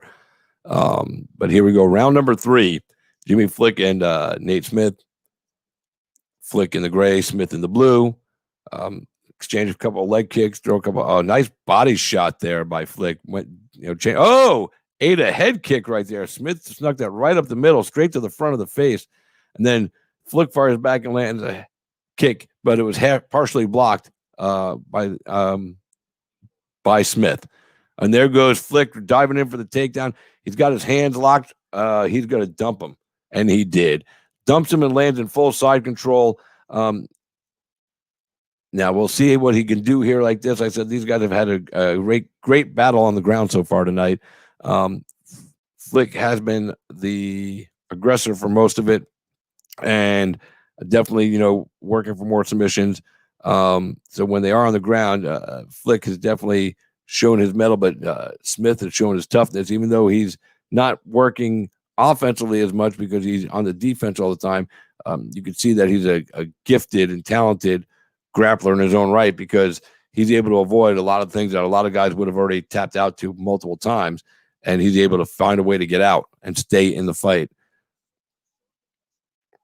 Really good work, man. I tell you, I like it. I'm very impressed with both these guys. Flick, he's working the half guard right now of Smith, but he's just going to try to pull that leg out. He's got his elbow on thigh. He's going to pull that leg out. He's going to try to get the side control and secure that mount again, it looks like. Throwing elbows into the rib cage. Nice work there by Flick. He's almost in full mount right now. And now he's stepped over. He's in full mount right now of Smith once again. And now he's got him flattened out on his back. He's going in for that arm triangle, something that he loves to do. He's going to keep punching. He almost had him there. Smith was able to move his arm out of danger, but it won't be long. He's relentless with his work. Oh, nice elbow. He postured up and threw a couple of elbows right there to land on Smith. Smith definitely doesn't like those. But I think the end game here for, Flick is to finish this fight. Maybe he's going to try to do it by punches. But man, he's working hard. He's going under the neck right now. He's on the back and he's going in under the neck looking for a rear naked choke. Oh man! Again, Smith's so slick on the ground. He's able to work his way out, wiggle his body out of a lot of positions that a lot of fighters can't. All right, so now Jimmy Flick is in the half guard of Mr. Smith, drops an elbow to the left side or the right side of Mr. Smith. Again, he's scrambling here. Again, right back to the full mount, very easily attained by Jimmy Flick. Now Flick is working again. Now you see, he's trying to get the arm in triangle, but you can see, he tapped out. He got him. Even though Smith did the move you're supposed to, go to the phone booth, protect the ear like you're answering the phone. That arm was in, and the squeeze, once Flick got the position, was too much to bear, and Smith had to tap out. I've only seen that once or twice before where the guy has the protection up. He has the arm up covering the ear and the neck and tapped out from a brutal squeeze. So congratulations to Jimmy Flick. He's getting a contract tonight. He gets the sub finish. I like it. He'll definitely get a contract tonight. I have no doubt in my mind. Now, I wonder too, Dana's been giving out a lot of contracts. I wonder if he's going to get stingy on one of these episodes just because he wants to get stingy. It's his right. It's his show, right? He can do what he wants. I mean, he made the right defensive move there. Man, man.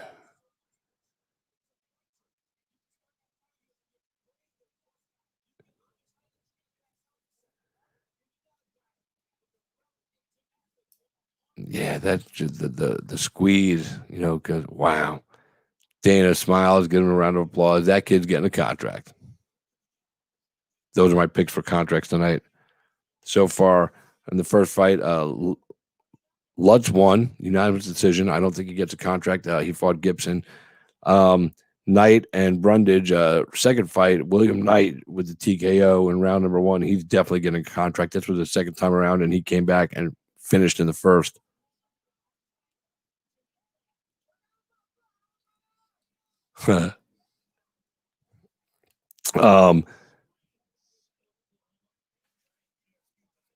Jose Johnson and Ronnie Lawrence fought to a decision. Lawrence dominated. Dana White gave him a standing ovation after the fight. He's getting a contract. Flick just submitted Smith. He's getting a contract. And then the main event coming up here in just a few short minutes. It's going to be a crazy fight. Let me see. Let me pull these guys up again. So we've got, these are new names for me. You'll have to pardon me. Bazooka versus Bagdasarian. Bagdasarian. Yeah, there we go. Sounds about right. So those are the main event fights coming up. Dana White gave a little knuckle pop to fucking Jimmy Flick, Mick Maynard. Sean Shelby pounded it out with him. He's coming over to talk to Laura Sanko.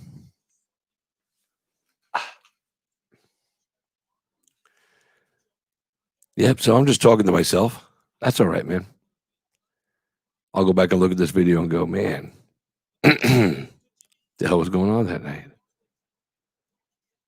Whatever, shit happens. Fuck it. I don't care. It's a good time for me.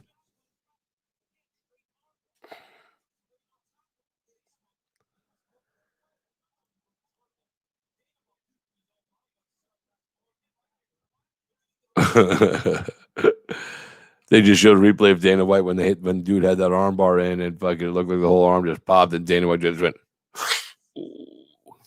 one more time. He went fucking crazy, man. Dana White's seen a lot of shit. So when he jumps back, he's had Mick Maynard's happy, hand clapping right there for his boy, I guess. We'd have to say.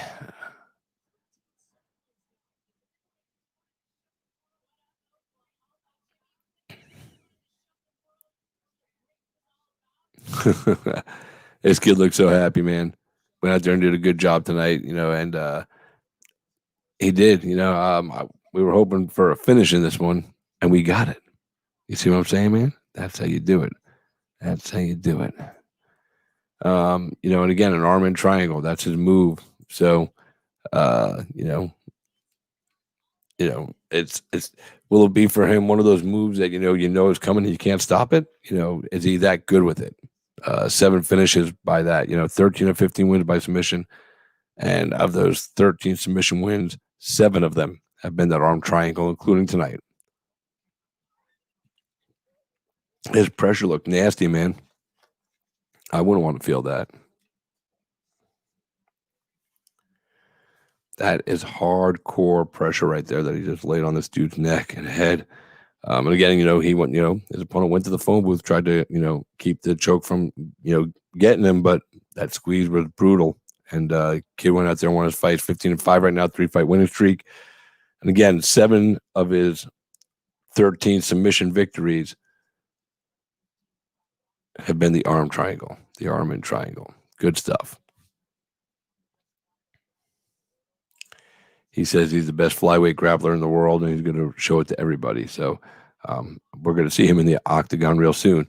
How about Ben Askren today? While we're talking about cool stuff, Ben Askren today had hip surgery, had to have hip replacement surgery. He told us he was going to do it a while back.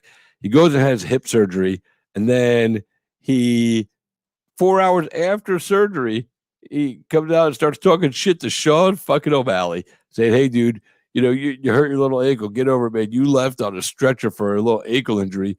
I'm 4 hours from hip replacement surgery, and look, I'm walking already." It just totally just. That's why I love Ben Askren, man. He just went right after it. I think it's awesome. It makes me laugh so hard. But he called the kid out. I fucking love it. It's good shit. And but legitimately, and the video's on my page. You can go to my page and check it out right there. He put it on his Instagram. So you can go see it there if you want to as well. But whatever. If you go to my page to see, you click on it. It's his Instagram page. It takes you to, so it's all good. Hold on a second. Maybe I can do this. All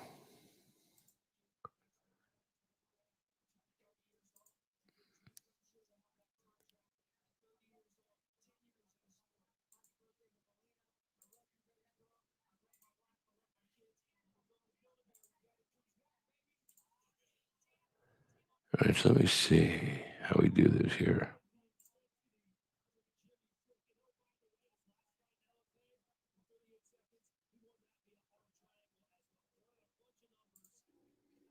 See, Sean O'Malley was faking ankle injury, needed a fucking stretcher.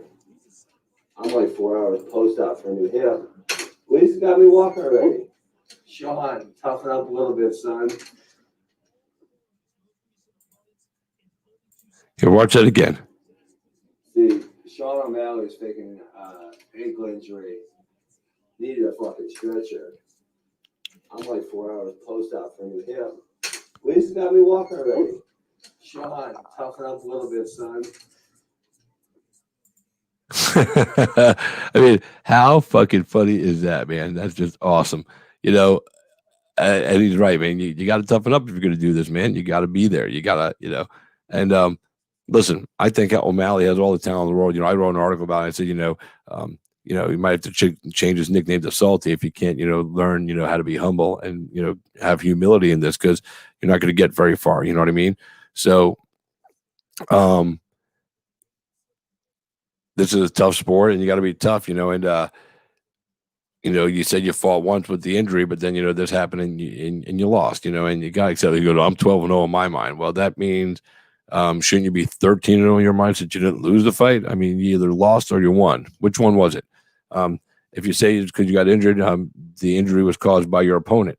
So, even if it was an existing injury, he re-aggravated it, but it was because of his good work that you ended up losing the fight, and give the guy credit. Even Darren Till, the one thing, some of these heel characters, and they have that persona. Even when they're, trying to, I don't know, be dickish.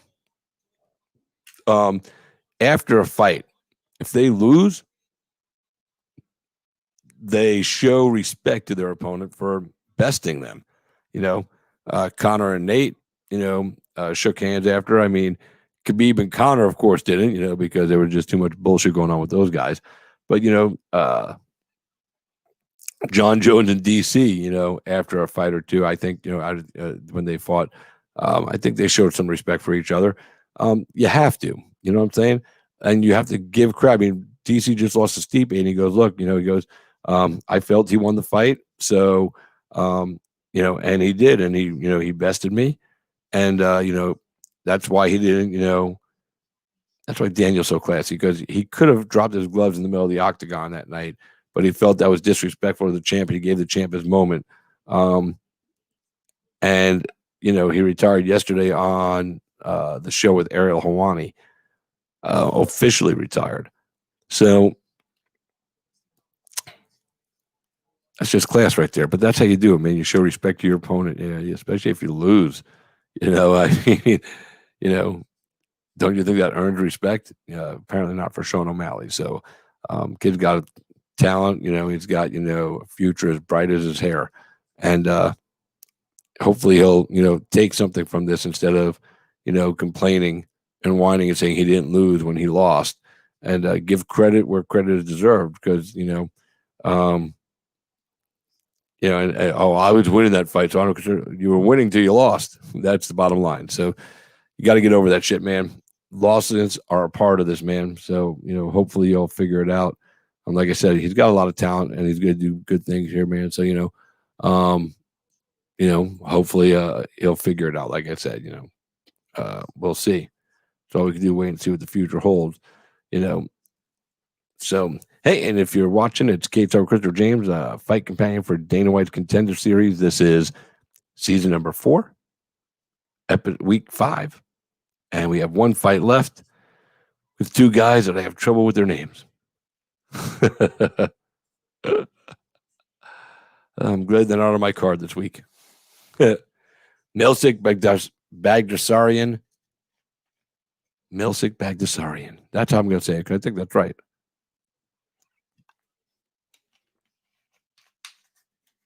They're showing a little pre-fight vignette. A little workout action, a little this, a little that, Building the brand of the fighter. So if he wins and he wins big, they have the footage already. They have something to, start his career with, and start, creating their next star. Because that's what they're looking for here, And I think you have to have the whole package.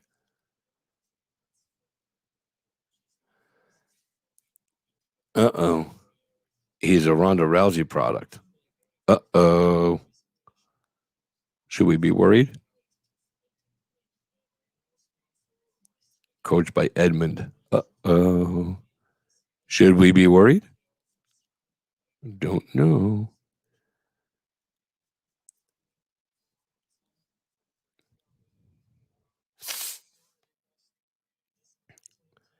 And now this fight is just about here.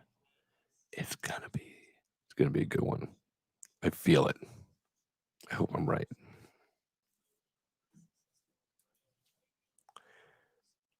And once this fight is over, I hope Dana commences to the business of giving out the contracts right away.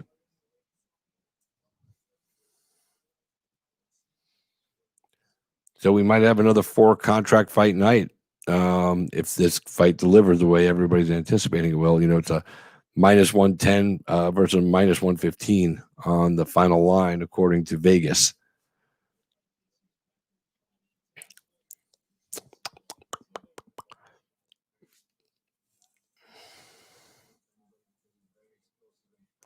Bagdasarian is first out, making the walk to the octagon against Dennis Bazooka. He's gonna have to really be aware of this guy that he's fighting. 4 wins by knockout, 32 seconds, 14 seconds, 9 seconds, 7 seconds. Former kickboxing world champion. So he's got skills, but he's also young in his MMA career. So, and who knows what he was fighting in those 4 fights before he got here. Regional fights sometimes are given to you and, to build you. And then something like this comes up, and this is where we see what you really are.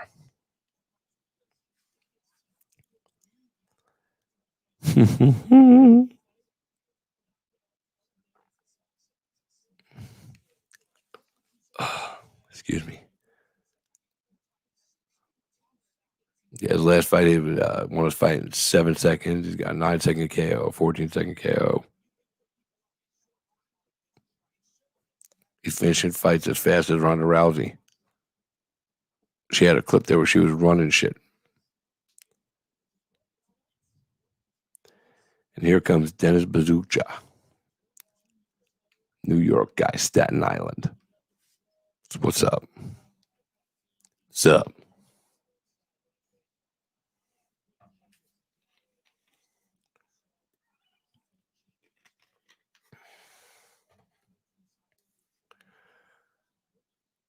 All right. So 3-fight winning streak, 2 wins by knockout, Ring of Combat featherweight champion.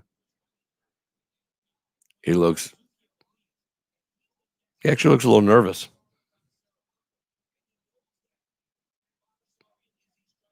No, he looks better. He's walking. He looked nervous there on the launch pad.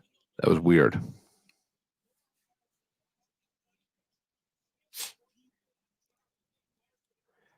And here we go with the tail of the tape.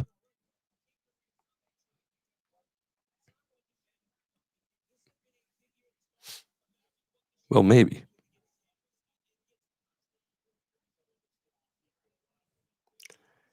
All right.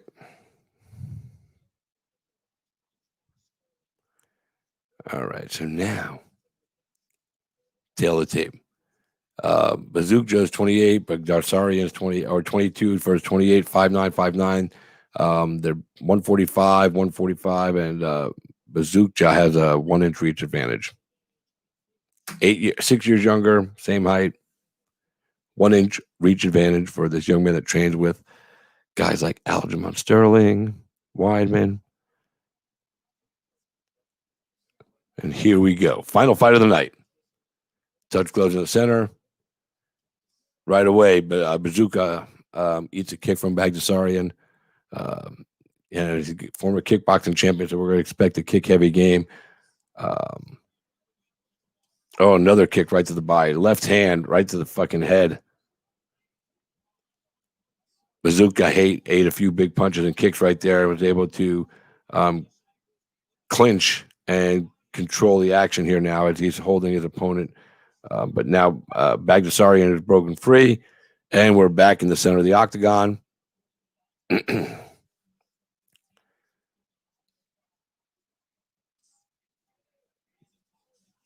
Nice kick to set up a punch.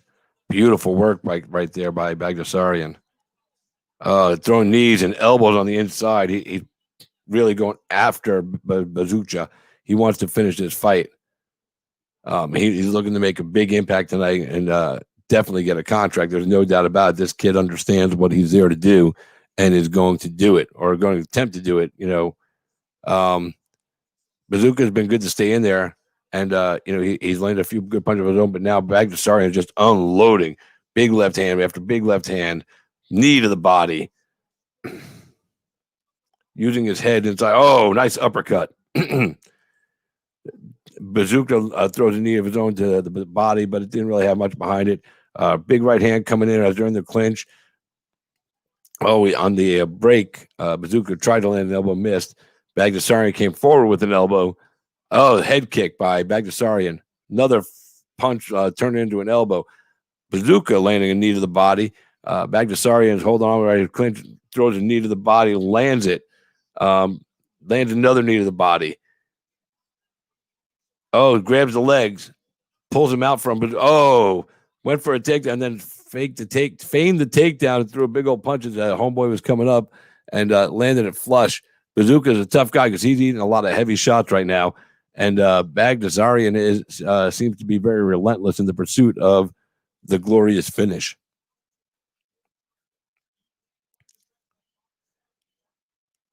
Working in the clinch up against the cage panel right now. Bazooka has an overhook on the left. Oh, Bagdasarian very cleverly grabbed the cage to keep himself on his feet out of the sight of the referee, Mark Smith. Oh, he just got warned by it. Bagdasarian lands a kick to the left side. Oh, kick by Bazooka puts him down. I think he lost his balance there. Bagdasarian did when he went down. Got right back up. Comes in hard with another big looping left hand. Lands. Brings him in close for contact. They clinch. They break the clinch. Head kick. Bagdasarian lands a nice head kick. Body kick by Bagdasarian. They both threw a kick. They both kind of landed on each other's opposite leg.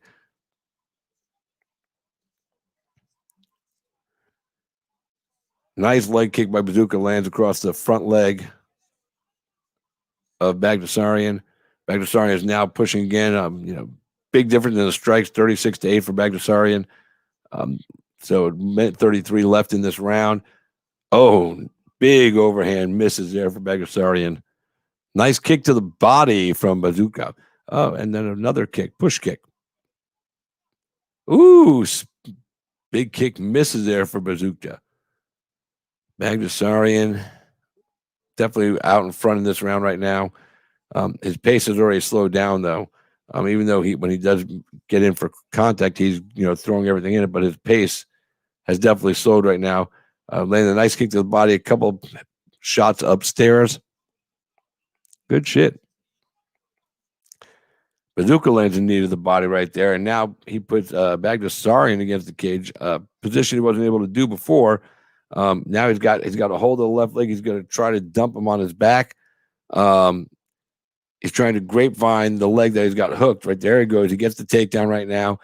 Nice single leg work there for Bazooka. He's trying to work into position, throws a knee into the side right there. Bagdasarian has his hands on the ground because he wants to avoid taking a head kick right now. So Bazooka just pops him on the back of the thigh, forces him up. He's going to look right now. There it is. Nice knee to the face right there. You saw he was looking for it the whole time. Lands it. He's taking control right here in the last few seconds. We got about 10 seconds left this round, unless somebody finishes. It's going to go to Bagdasarian. He definitely did more work. But it's nice to see Bazooka get back in the fight here. So at the end of round one, there's the bell. Ding, ding. Or, I forgot the horn. Oops.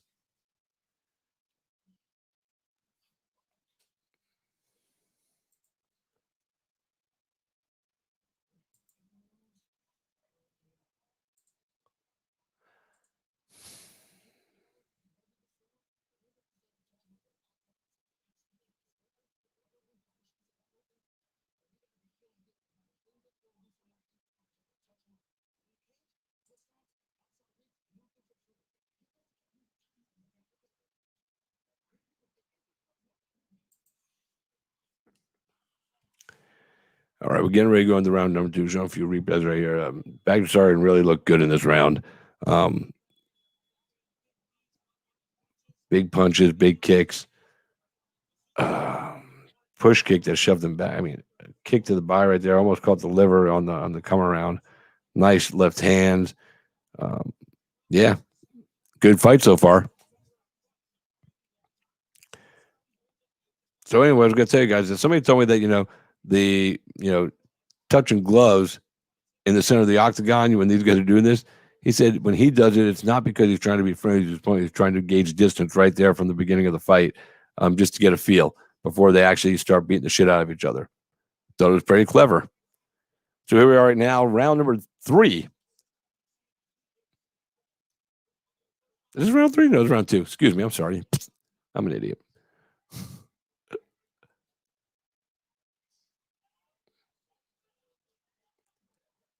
little more cautious, a little more deliberate in what they're trying to do right now. Oh, Bazooka went for a kick, and Bagdasarian went to spin a kick. It kind of was a really awkward meeting of the bodies right there.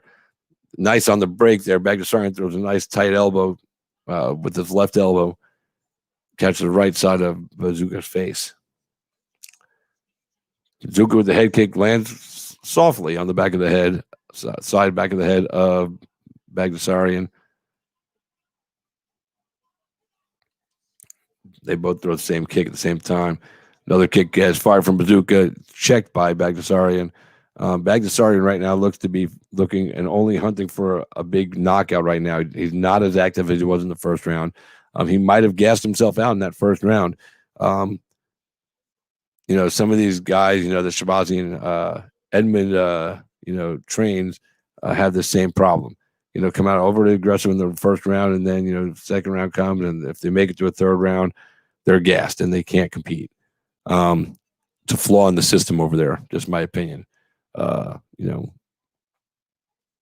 We've seen Shabazi and boys, both, kind of have that fail in a fight. Even though Homeboy, just lost his first fight, it's still, he hasn't been tested before. When he finally got tested by somebody at that level, where they thought he was, that's what happened. He got relentlessly pursued. He had no gas. Hence, he had no fight. But right now, you see the deliberate moves by Bagdasarian. He's not going quick and crazy anymore. And actually, Bazooka is picking up the pace right now, looking to take advantage of his opponent. Boom. Nice takedown there by Bazooka. Works hard to get it. Now, can he do something with it? Bagdasarian is working hard to get back to his feet. He's up on his feet right now. Bazooka's he's got the left leg. He's trying to grapevine and come across the back here. He had the leg snake, if you will. Threw a knee up, almost caught him on the chin. That is Bazooka to Bagdasarian. Bagdasarian just slipped and fell down, almost face planted. Can you imagine if he fell and knocked himself out? How embarrassing would that be? So now Bazooka's coming in to throw punches, and the defense is to just push him away. That's what Bagdasarian seems to be doing. He seems to be running out of gas. Minute 35 left in round number 2. And if this is the case, Bazooka's going to get on that bicycle and just start really working hard. He's got him in a clinch right now. He's got him pressed up against the cage panel. I don't know if that's, allowing any recovery time for Bagdasarian, who's just sitting there right now, just, maintaining his position, whereas Bazooka's definitely expending energy. He's got the legs. He's got the hooks behind the legs. He's got his hands gripped. He's got Bagdasarian sitting on his butt in the against the cage panel. And now they're back up on their feet. Bazooka's got the plum in, but he hasn't been able to throw anything with it. It was a good position for him to start, throwing knees. So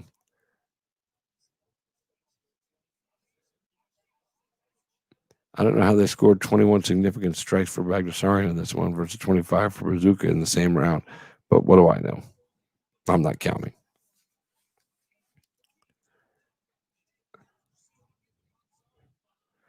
Bazooka has got the back, trying to, secure another takedown before the end of the round.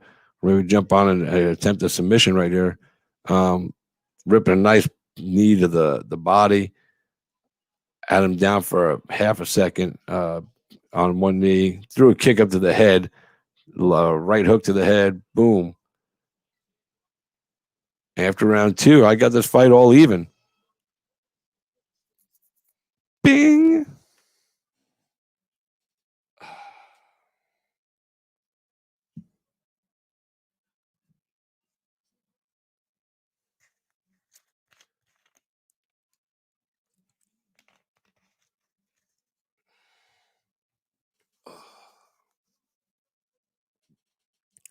Soon this shit's over, I'm eating pizza rolls or something.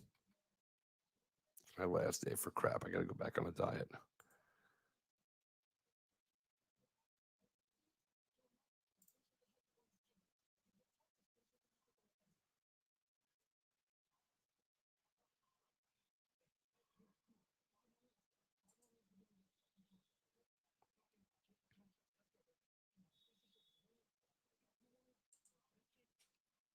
What's up? What's up?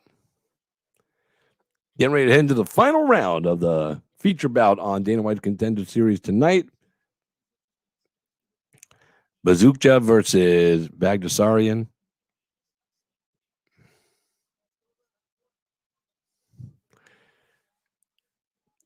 All right, now they start him, and Bazooka, oh, nice leg kick. Buckles the leg of Bagdasarian by Bazooka. Nice head kick by Bazooka. He's coming out to try to finish this fight, it looks like, and I think he, whoever wins this round wins the fight, unless, if somebody finishes, obviously they win. But if this is the round that's going to decide the fight, they've each got a round in the till, if you will. Well, that rhymed on, that wasn't even on purpose. Yeah, the pace definitely slowed down for Bagdasarian. Came out like a house of fire in the beginning of the round, first round, and had a good run for the first round. But round 2, he slowed, and now round 3, he's coming forward. He's throwing, but again, there's a deliberate movement to him. He's definitely calmed down, and expended a lot of energy. So he has to be more selective in his striking game. Both landing a couple shots right here, getting in close quarters. Ow, just hit my elbow on the desk. It's probably going to explode. Bagdasarian throws up a head kick. Didn't really land. They exchange jabs jabs in the center of the octagon.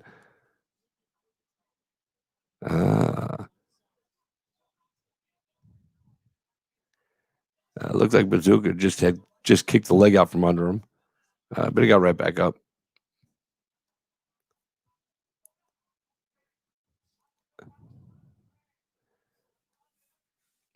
Bazooka looking to counter right now. He's waiting for Bagdasarian to commit to a punch, and then he's able to slip most of the punch, or roll with it and fire off one of his own and land nicely and clean. He's done that a couple times in the last 30 seconds. Now he's got a plum on. He's trying to throw the knees in the plum. Bagdasarian just backs out.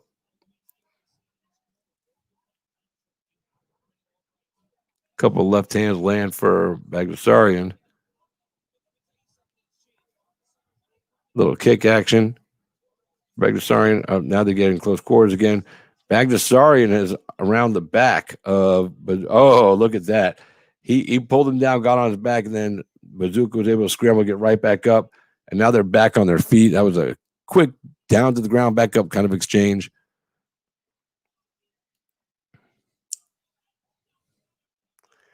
Now Bazooka is comfortable to just stand against the cage panel and let Bagdasarian come forward and try to counter the action. But right now, there we go. He pulls him off the cage panel. He tries to slip around with the takedown of his own. Bagdasarian ain't having it. Pushes him back to the octagon panel as he's going in there. Bagdasarian lands a nice knee to his opponent. And now it looks like he's going to try to secure the back of Bazooka. And he doesn't. But Bazooka, he's going for a submission here, right here. Look at this. He folds him. He had his arm the whole time. He's trying to extend the arm and finish his fight with a nice arm bar. Came out of kind of nowhere, almost like an RKO from Randy Orton. The way he was holding on to the arm, he was just working and working. You didn't really see it till he had it. Now he's got the arm locked in. He's got the arm. He just got to roll over and get on his belly and flatten it out. And this fight should be over.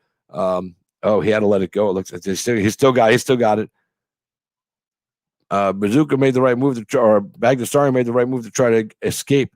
And now he's out. He's out, and this fight continues on there, back up on their feet. What a tough guy. Oh, lands a clean uppercut, that is, Bazooka did to Bagdasarian when he tried to come in. They're up against the cage panel. Bagdasarian's got his head in the chin of his opponent. They break at the cage, and now they're under a minute left in the fight. Both guys look gassed, walking around with their hands down, and then trying to have action here in the last 30 seconds, 45 seconds of the fight. Oh, man. It's going to be a tough one to score this round. Well, it's not my responsibility tonight, you know what I'm saying?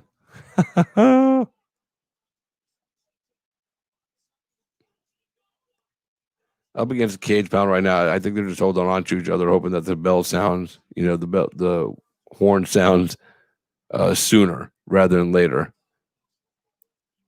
Now they're trying to throw a couple punches here at the end of the round. Last 10 seconds. Here we go.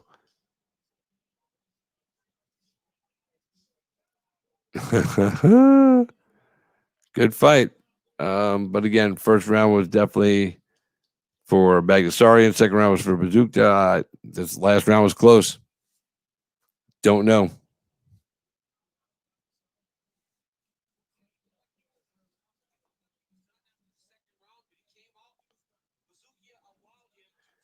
Bazooka.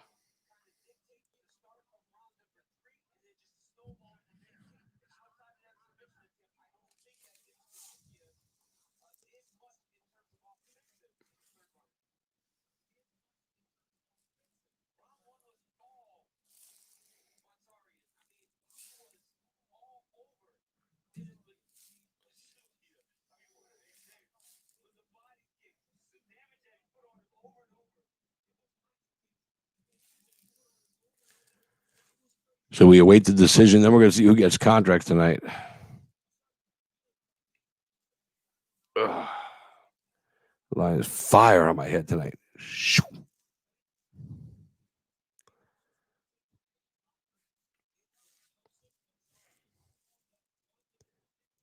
Wonder who gets the nod on this one.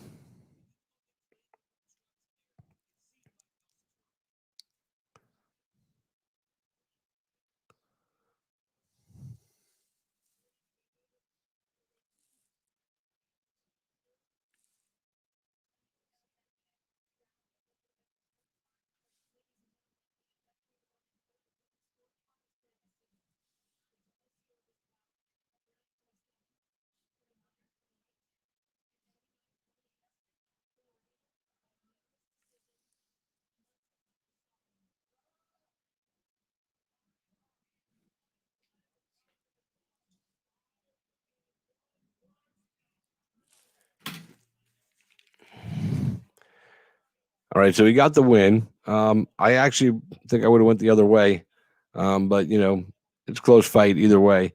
I don't know if this performance gets him a contract. Although he does have Ronda Rousey in his corner, and that might be the seal the deal, like Dana might be doing as a favor to Ronda. So that's what I see right there.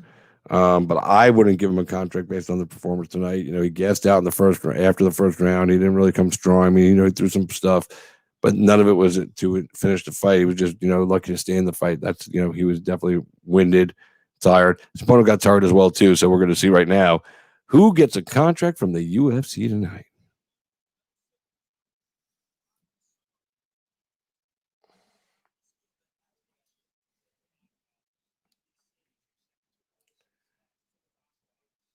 Who gets the contract?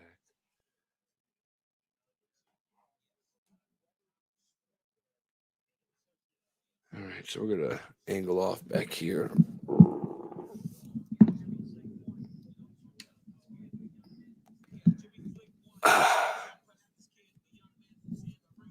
At least until, now I'll just look over here and check out the, the winners here.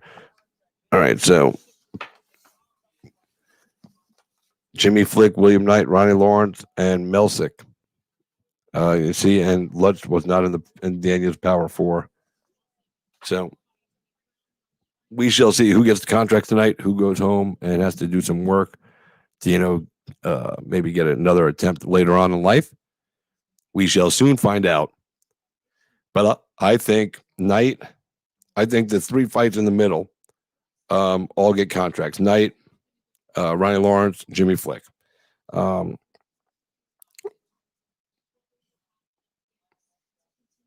Bagdasarian, I don't think he gets a contract. If he does, it'll be because, Ronda Rousey. I'm just saying it. And Lutz doesn't get a contract. I think he was tired and coasted in that last round. I don't think that does him any good. So I'd say the 3 fighters in the middle get him. The other 2 don't. But you might see developmental deal for both. It's not the same thing.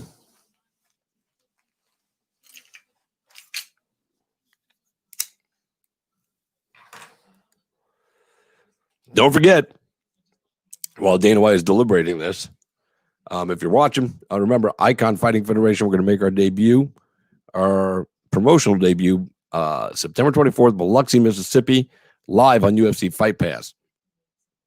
2 days later, I'll be in Tunica, Mississippi on the 26th.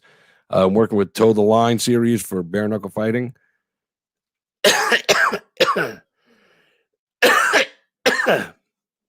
Excuse me. So to see what's going on with those guys as they're trying to, build a roster for a bare knuckle fighting championship. There's going to be a good developmental feeder league.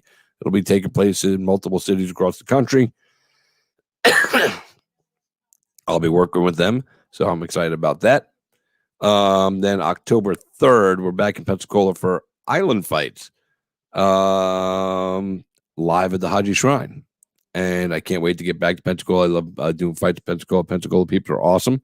And then October 22nd, we'll be in San Carlos, Mexico for Icon Fighting Federation 2. So lots of big stuff coming up for me personally as far as my announcing stuff goes. And who knows what interviews I'll be working on, securing on. But we're going to have a good time with it, man. So Dana White is back in his office, I guess, at the Apex, trying to deliberate who's getting a contract, who's not getting a contract, if everybody's getting a contract, if nobody. I mean, these are all just predictions. He might not have any contracts tonight. Maybe he had a bad day. We had a good day a few weeks ago, back from vacation. So he gave everybody a contract. It was like Oprah Winfrey. All right, so now we're waiting to see whose dream of fighting in the UFC for real starts today.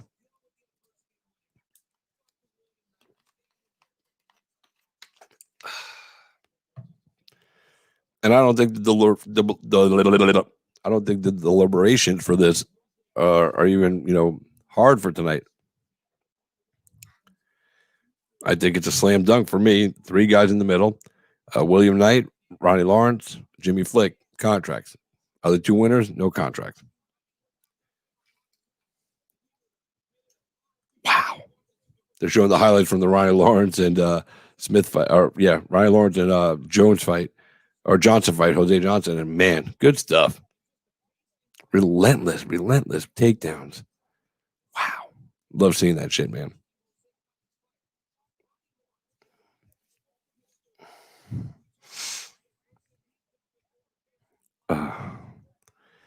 So for those of you that did tune in and watch any portion of this, thanks, man. Appreciate it. I'll probably delete this video later anyway. There'll be no evidence it ever existed.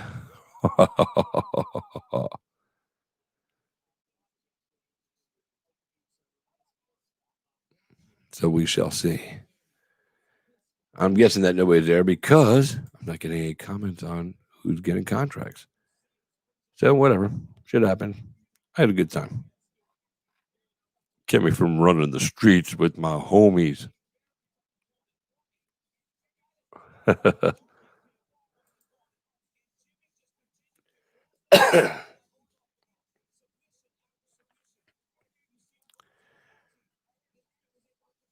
right, so let me get my pen because we can't be more than a minute away after they review this last fight. I mean, he made Dan almost puke. Ooh, he's getting a contract. There's no doubt.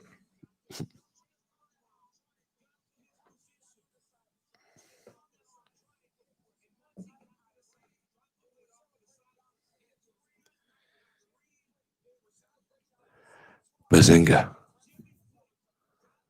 All right, come on. Get to this last fight here. Come on. Show us.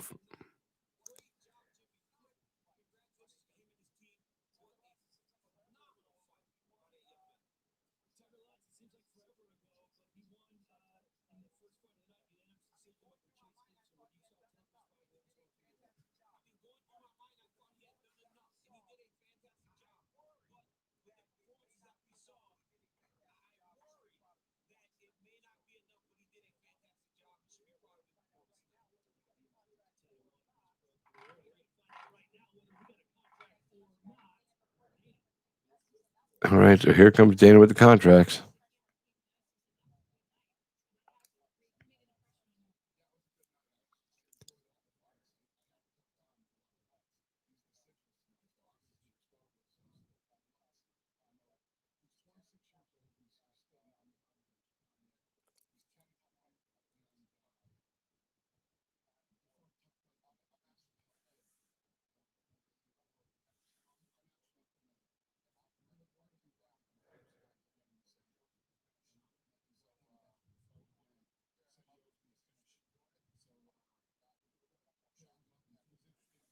So no contract for him tonight. He's going to get invited to come back in another version of this in November.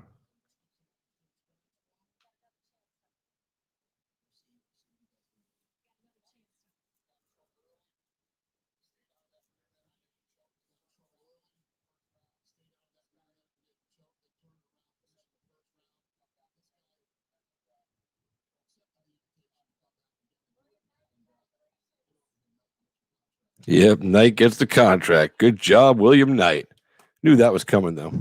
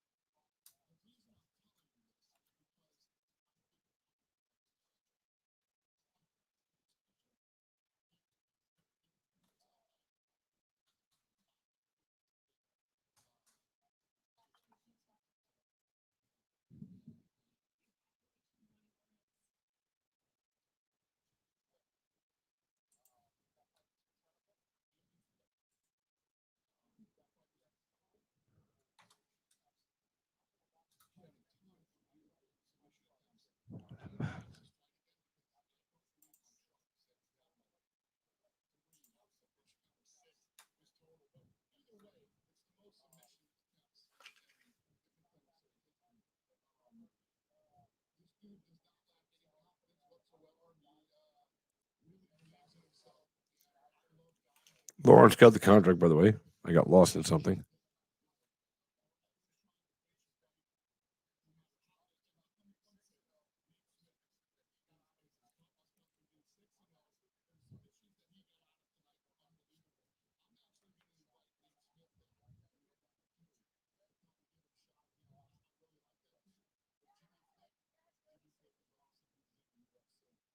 Yeah, Jimmy Flick gets the contract.